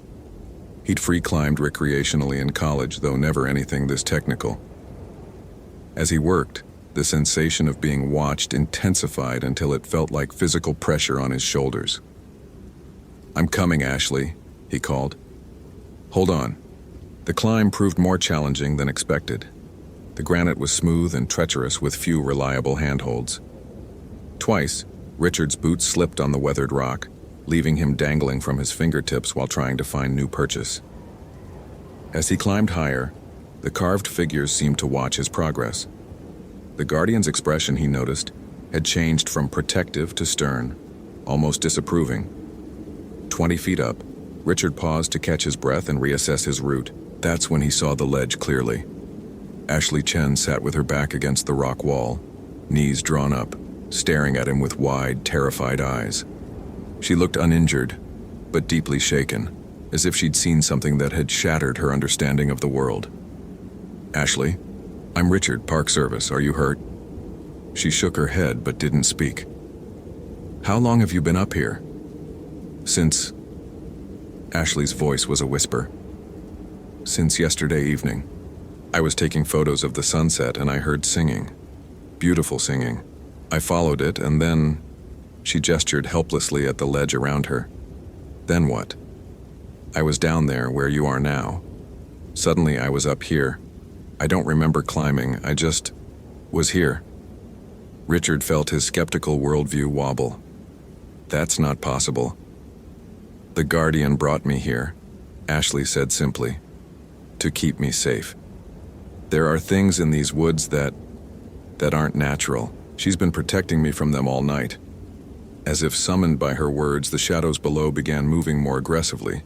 Richard looked down and saw shapes that definitely weren't cast by trees or rocks. Humanoid figures with elongated limbs and faces that seemed to shift and blur when he tried to focus on them. "What are those?" he whispered. "The hungry ones," Ashley replied. "They've been trying to reach me since dark, but she won't let them." She nodded toward the carved Guardian above them. Richard's rational mind supplied explanations: altitude sickness, dehydration, mass hysteria.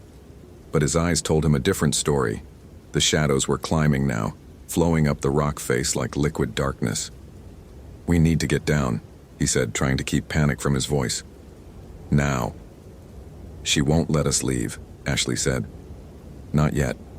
There's something she wants to show us first." The Guardian's carved eyes suddenly blazed with soft golden light. The vision hit Richard like a physical blow, images flooding his mind of the forest as it had been centuries ago. Native families camping in the valley below, children playing by a stream that had long since dried up. Warriors hunting in the forest, always careful to take only what was needed. Then came the violence. Soldiers in blue uniforms, settlers with axes and fire, sacred sites bulldozed for logging roads. The Guardian's people driven away or killed, their memorial sites forgotten and overgrown. But the Guardian remained, bound to this place by grief and duty, protecting it from those who would exploit or destroy it further. The vision faded, leaving Richard gasping. "She wants us to remember," Ashley said softly. "To make sure others remember too." The shadows below had retreated to the forest edge, held at bay by the Guardian's presence. Richard understood now why the area was restricted, why his radio had died, why his equipment failed. The Guardian didn't want the outside world to forget this place existed, but neither would she allow it to be turned into another tourist attraction. "I'll remember," he promised aloud. "I'll make sure the memorials are properly marked and protected." The golden light in the Guardian's eyes pulsed once, then faded. Suddenly, Richard found himself standing on solid ground next to Ashley, both of them safely at the base of the outcropping. His climbing gear lay neatly coiled beside them, though he had no memory of rappelling down. Ashley looked as confused as he felt. How did we? Richard's radio crackled back to life. Unit 7, this is Kowalski. I'm at your last known position. What's your status? We're both fine, Richard replied, helping Ashley to her feet. Subject is uninjured and ready for escort out. As they gathered Ashley's equipment and prepared to leave, Richard noticed the wind chimes had gone silent. The shadows in the forest seemed normal again, cast by ordinary trees and rocks. But when he looked back at the Guardian's carved face, he could have sworn she was smiling. The hike out passed uneventfully. Ashley remained quiet, lost in her own thoughts about the experience. Richard found himself mentally composing the report he'd never be able to write, at least not the truthful version. At the parking area, Ashley paused before getting into the rescue vehicle. You felt it too, she said. It wasn't a question. Richard nodded. I did. Will you really make sure the site is protected? I'll do what I can, he promised. 3 months later, Richard stood before the park superintendent with a proposal for enhanced protection and proper historical markers for the Kaweah Memorial area. He'd spent weeks researching the tribal history, consulting with local Native American leaders, and developing a management plan that balanced preservation with limited educational access. The proposal was approved unanimously. On the day the new interpretive signs were installed, Richard hiked alone to the restricted area. The wind chimes still hung from the trees, but they sang a gentler melody now. The Guardian's carved expression seemed peaceful, satisfied. As he prepared to leave, a raven with pale blue eyes landed on a nearby branch and cawed once, a sound like distant gratitude. Richard tipped his ranger hat to both the bird and the carved figure above. Thank you, he whispered to the Guardian, for teaching me what this job really means. The forest around him hummed with quiet approval as he walked back toward the world of radio calls and incident reports, carrying the memory of sacred ground that would never be forgotten again.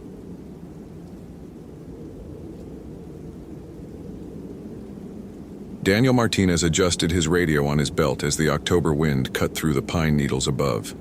23 years patrolling these mountains, and his gut had never lied to him.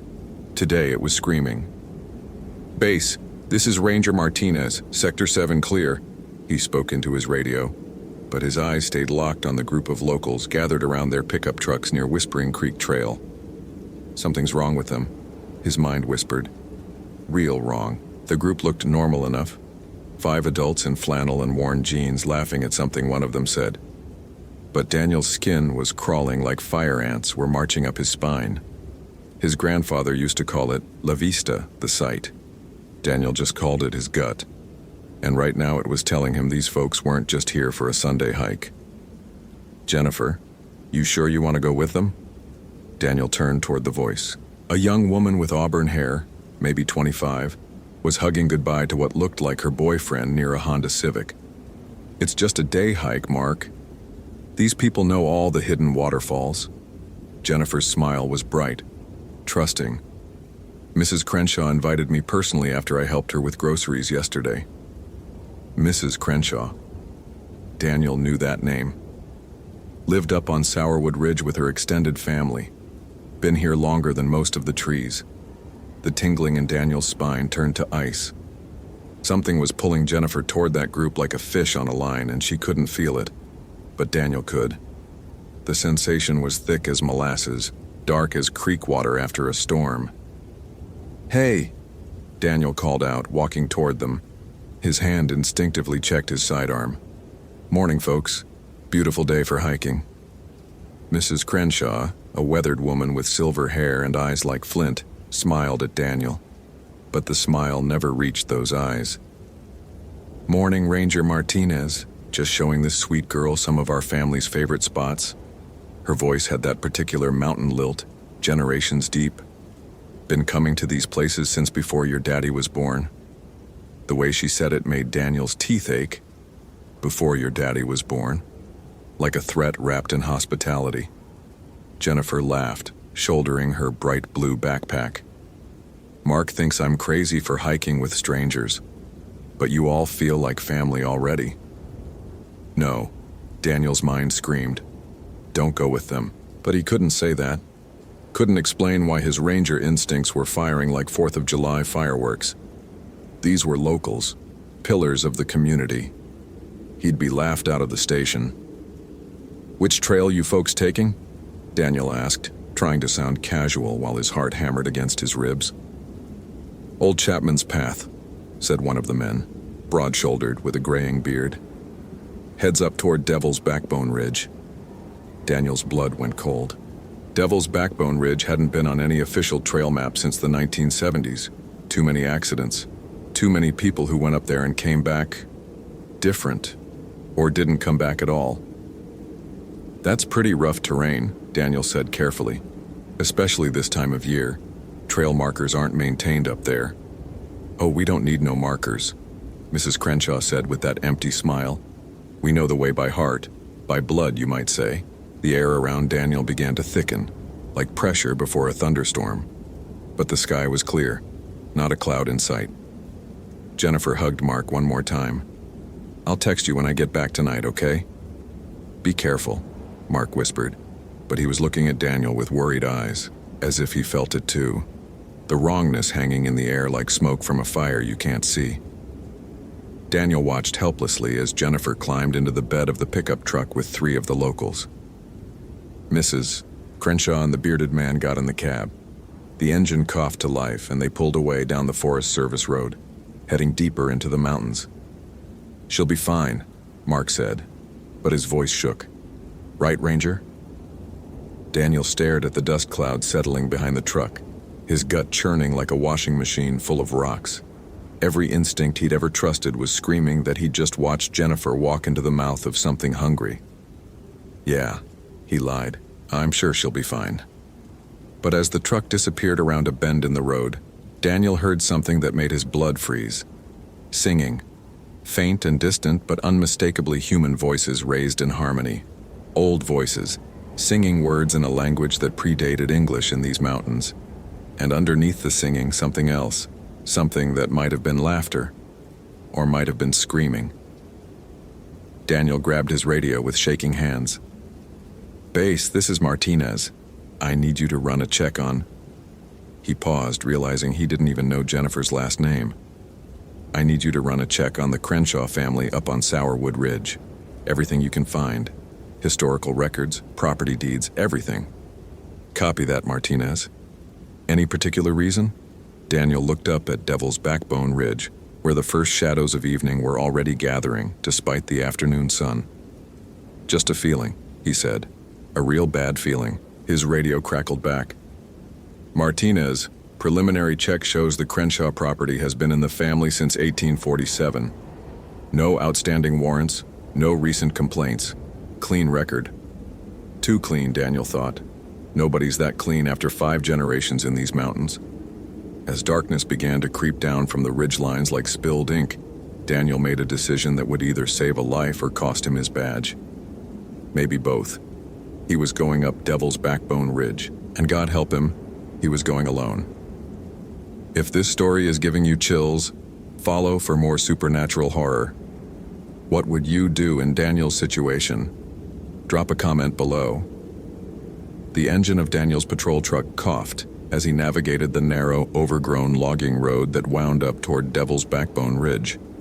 His headlights carved a weak tunnel through the gathering darkness, and every shadow seemed to twist and writhe at the edge of his vision. Mile after mile, the road grew narrower, rougher.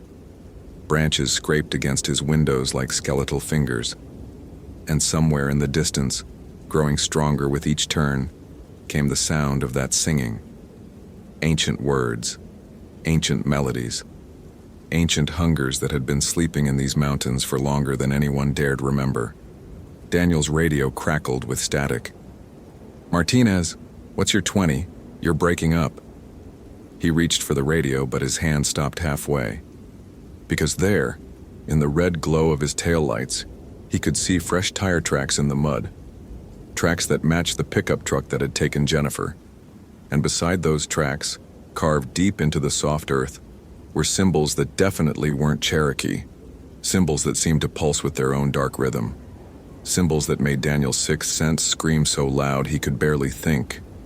Whatever was waiting for him up on Devil's Backbone Ridge, it had been waiting for a very long time, and Jennifer was already there. Holy hell, that was intense. Did this ending blow your mind? Like, if you want more terrifying Forest Ranger stories, follow for daily supernatural horror, and comment your theory about what's really happening to Jennifer. I read every single one.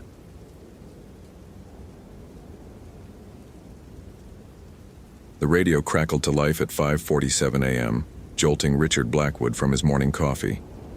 Static filled the cramped ranger station before dispatch broke through. Unit 7, we've got a missing hiker. Jennifer Morrison, age 28, failed to return from the Whispering Pines Trail yesterday evening. Family's been calling all night. Richard set down his mug, already mentally cataloging search protocols. While his colleagues relied on gut instinct and brute force searches, he preferred systematic grid patterns and statistical analysis of lost hiker behavior. It's why they called him Professor behind his back. Not always kindly. Copy that, dispatch. Last known position? Trailhead parking lot shows her Honda Civic still there. Hiking permit shows she planned a day hike to Eagle's Nest Overlook. Should have been back by sundown. Richard grabbed his tactical pack, checking equipment with practiced efficiency. GPS unit, emergency beacon, first aid kit, rope, headlamp, backup batteries. His weathered hands moved automatically while his mind processed variables. Temperature drop overnight, injury probability, wildlife encounters. The October morning bit sharp and clean as he drove the winding Forest Service road. Frost clung to windshields of vehicles at the Whispering Pines trailhead. Jennifer's blue Civic sat alone, morning dew beating on metal. Inside her unlocked car, Richard found a leather purse, phone charger, and a half-eaten energy bar. No cell phone. His trained eye noted details others would miss. Seat adjusted for someone 5.6, classical music preset, photo tucked in the visor showing Jennifer with an elderly woman, probably her grandmother. The trail stretched ahead, familiar yet somehow different this morning. Richard had hiked these paths hundreds of times, but something felt off. The usual morning bird calls seemed muted. Even the wind moved strangely through the pine needles. He activated his GPS, marking Jennifer's car as waypoint 0, and began following the well-worn path. Boot prints in the soft earth, size 7 women's hiking boots, consistent with Jennifer's permit information. The impression showed a normal gait, no signs of hurry or panic. 2 miles in, the trail forked, left to Eagle's Nest, right toward the abandoned logging camp. Jennifer's track stayed left, following her planned route. Richard radioed his position to dispatch, noting grid coordinates and weather conditions. Temperatures dropping faster than forecast, he reported. Visibility good, but there's an unusual fog building in the lower elevations. That fog bothered him. The meteorological conditions didn't support fog formation. Barometric pressure was high, humidity low, yet tendrils of gray mist clung to the forest floor like searching fingers. At mile marker 4, Jennifer's trail disappeared. Richard crouched, studying the ground with methodical precision. Her boot prints simply stopped. No signs of struggle, no other footprints, no broken vegetation indicating she'd left the path. Just empty earth where tracks should continue. His analytical mind rejected the impossibility. People didn't vanish. There had to be logical explanation. Rock outcropping disguising tracks, perhaps, or animals disturbing the sign. He widened his search pattern, circling outward in systematic spirals. Nothing. It was as if Jennifer had simply stepped out of existence at this exact spot. The fog thickened. Richard pulled out his cell phone to call for backup, but found no signal. Strange. He'd had 3 bars just moments ago. The GPS unit flickered, coordinates shifting randomly before stabilizing. A sound drifted through the mist. Faint, musical, singing. He froze, listening intently. The melody came from deeper in the forest, off-trail. Beautiful, but somehow wrong. The voice was clear, crystalline, and definitely female. "Jennifer?" he called out. "Jennifer Morrison?" The singing stopped abruptly. Richard clicked on his radio. Static. He tried again, adjusting frequencies. Nothing but white noise. Following standard protocol, he activated his emergency beacon and continued toward where he'd heard the voice. His boots crunched through frost-stiff leaves as he pushed through undergrowth, marking his path with biodegradable trail markers. The singing resumed, fainter now, leading him deeper into the forest.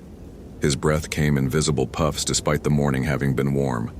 The temperature was dropping rapidly, unnaturally so. Richard checked his watch. 8:30 a.m. He'd been on Jennifer's trail for 2 hours. Through the thickening mist, shapes began to emerge. Not trees, structures. Old weathered wooden buildings partially collapsed and overgrown with decades of vegetation. The abandoned logging camp. Richard's pulse quickened. Local history placed this camp's closure in 1962 after a series of accidents and disappearances. Superstitious locals claimed it was cursed, but Richard had always dismissed such talk as rural folklore. Now surrounded by the skeletal remains of bunkhouses and equipment sheds, he felt less certain.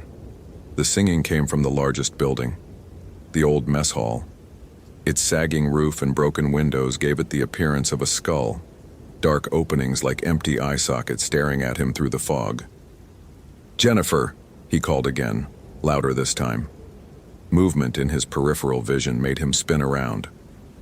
A figure stood between the trees, pale, translucent, watching him with hollow eyes. Richard blinked hard, and it was gone. If this story is giving you chills, hit that follow button for more supernatural horror. What would you do in Richard's situation? Comment below. His hands trembled as he reached for his service weapon. Not that bullets would help against hallucinations brought on by stress and low blood sugar. He forced himself to think logically. 12 hours of searching, minimal food, high stress. His mind was playing tricks. The singing started again, definitely coming from inside the mess hall. Richard approached carefully, noting details with forced professional calm. The building's foundation was intact, but the wooden walls showed extensive rot. Safety hazard. He should call for structural engineers before entering. But Jennifer might be inside.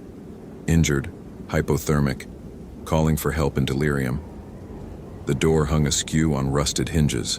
Richard pushed it open slowly, his flashlight beam cutting through dusty air thick with decades of abandonment. Tables and chairs lay scattered across the floor, covered in pine needles and animal droppings. Graffiti from years of teenage trespassers decorated the walls. But in the center of the room, something made Richard's analytical mind stutter. Fresh boot prints. Size 7 women's hiking boots. Jennifer's tracks led across the room to a wooden staircase, stairs that couldn't possibly support human weight, yet showed no signs of collapse. The singing came from upstairs. Richard tested the first step carefully. The wood held. He climbed slowly, flashlight beam dancing across water-stained walls covered in old photographs, logging crews, company picnics, Christmas parties. Faces from decades past stared down at him with sepia-toned eyes. At the top of the stairs, a narrow hallway stretched toward a single open door. Light spilled through the opening. Not electric light, but something softer, more organic. The singing was clearer now, multiple voices harmonizing in a language he didn't recognize. Richard reached the doorway and looked inside. Jennifer sat in the center of the room, cross-legged on the floor, eyes closed, lips moving silently. She appeared unharmed, but somehow distant. Translucent figures surrounded her, men and women in work clothes from different eras, their faces bearing the marks of violent death, crushed skulls, severed limbs, burnt flesh. They were the logging camp's victims, workers killed in accidents that were anything but accidental, workers who discovered something in these woods that shouldn't have been found. As Richard watched, frozen between terror and duty, the figures turned toward him, their mouths opened in unison, releasing a sound like wind through broken glass. Jennifer's eyes snapped open, but they weren't her eyes anymore. "She's one of us now," Jennifer's voice said, though her lips didn't move. "Like you'll be soon." The spectral figures began moving toward him, and Richard understood with crystal clarity that his intelligence, his training, his rational worldview meant nothing here. This was older than logic, deeper than science. He ran. Behind him, the building groaned and shifted, as if the very structure was pursuing him. Richard crashed through the doorway, down the stairs, his analytical mind completely overthrown by primal terror.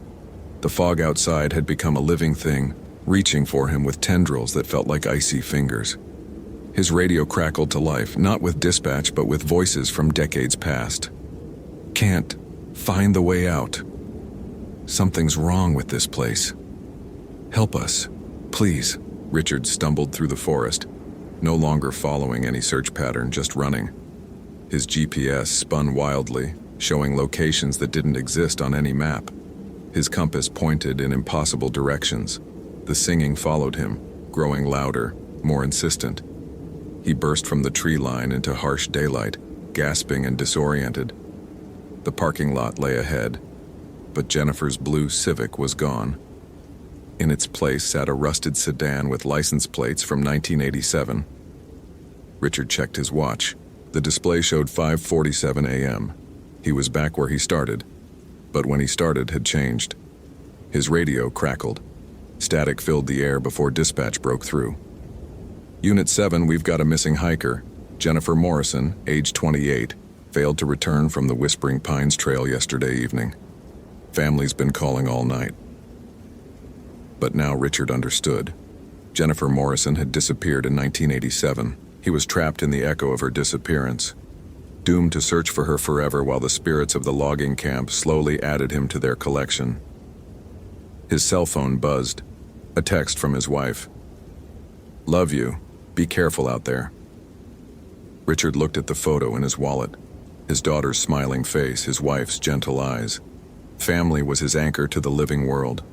If the spirits fed on isolation and despair, then love might be his only weapon.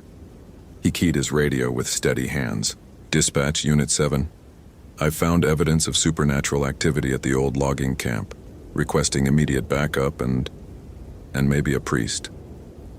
The response was static, but underneath it, he heard something else. Jennifer Morrison's voice, calling his name from deep in the forest. This time he didn't run. He walked deliberately toward the sound, armed with nothing but love for his family and the knowledge that some searches are worth dying for. The fog parted before him like a curtain, revealing a path he'd never seen before, a path that led not deeper into the forest, but toward a light that had nothing to do with sun or moon. Behind him, the spectral figures watched from the tree line, no longer pursuing. They understood. Love was the one force they couldn't corrupt, the one trail they couldn't redirect. Richard followed the light home, leaving Jennifer Morrison to find her own way at last. But on foggy October mornings, hikers on the Whispering Pines Trail still report hearing voices singing in languages that predate human settlement. And sometimes, just sometimes, they glimpse a forest ranger with kind eyes walking the boundary between the living and the dead, making sure no one else gets lost forever. Damn, that was intense. Did that ending blow your mind? Like, if you want more terrifying forest ranger stories, follow for daily supernatural horror, and comment your theory about what really happened to Jennifer Morrison. I read every single one. What would you have done in Richard's situation? Would you have trusted love over logic? Let me know below.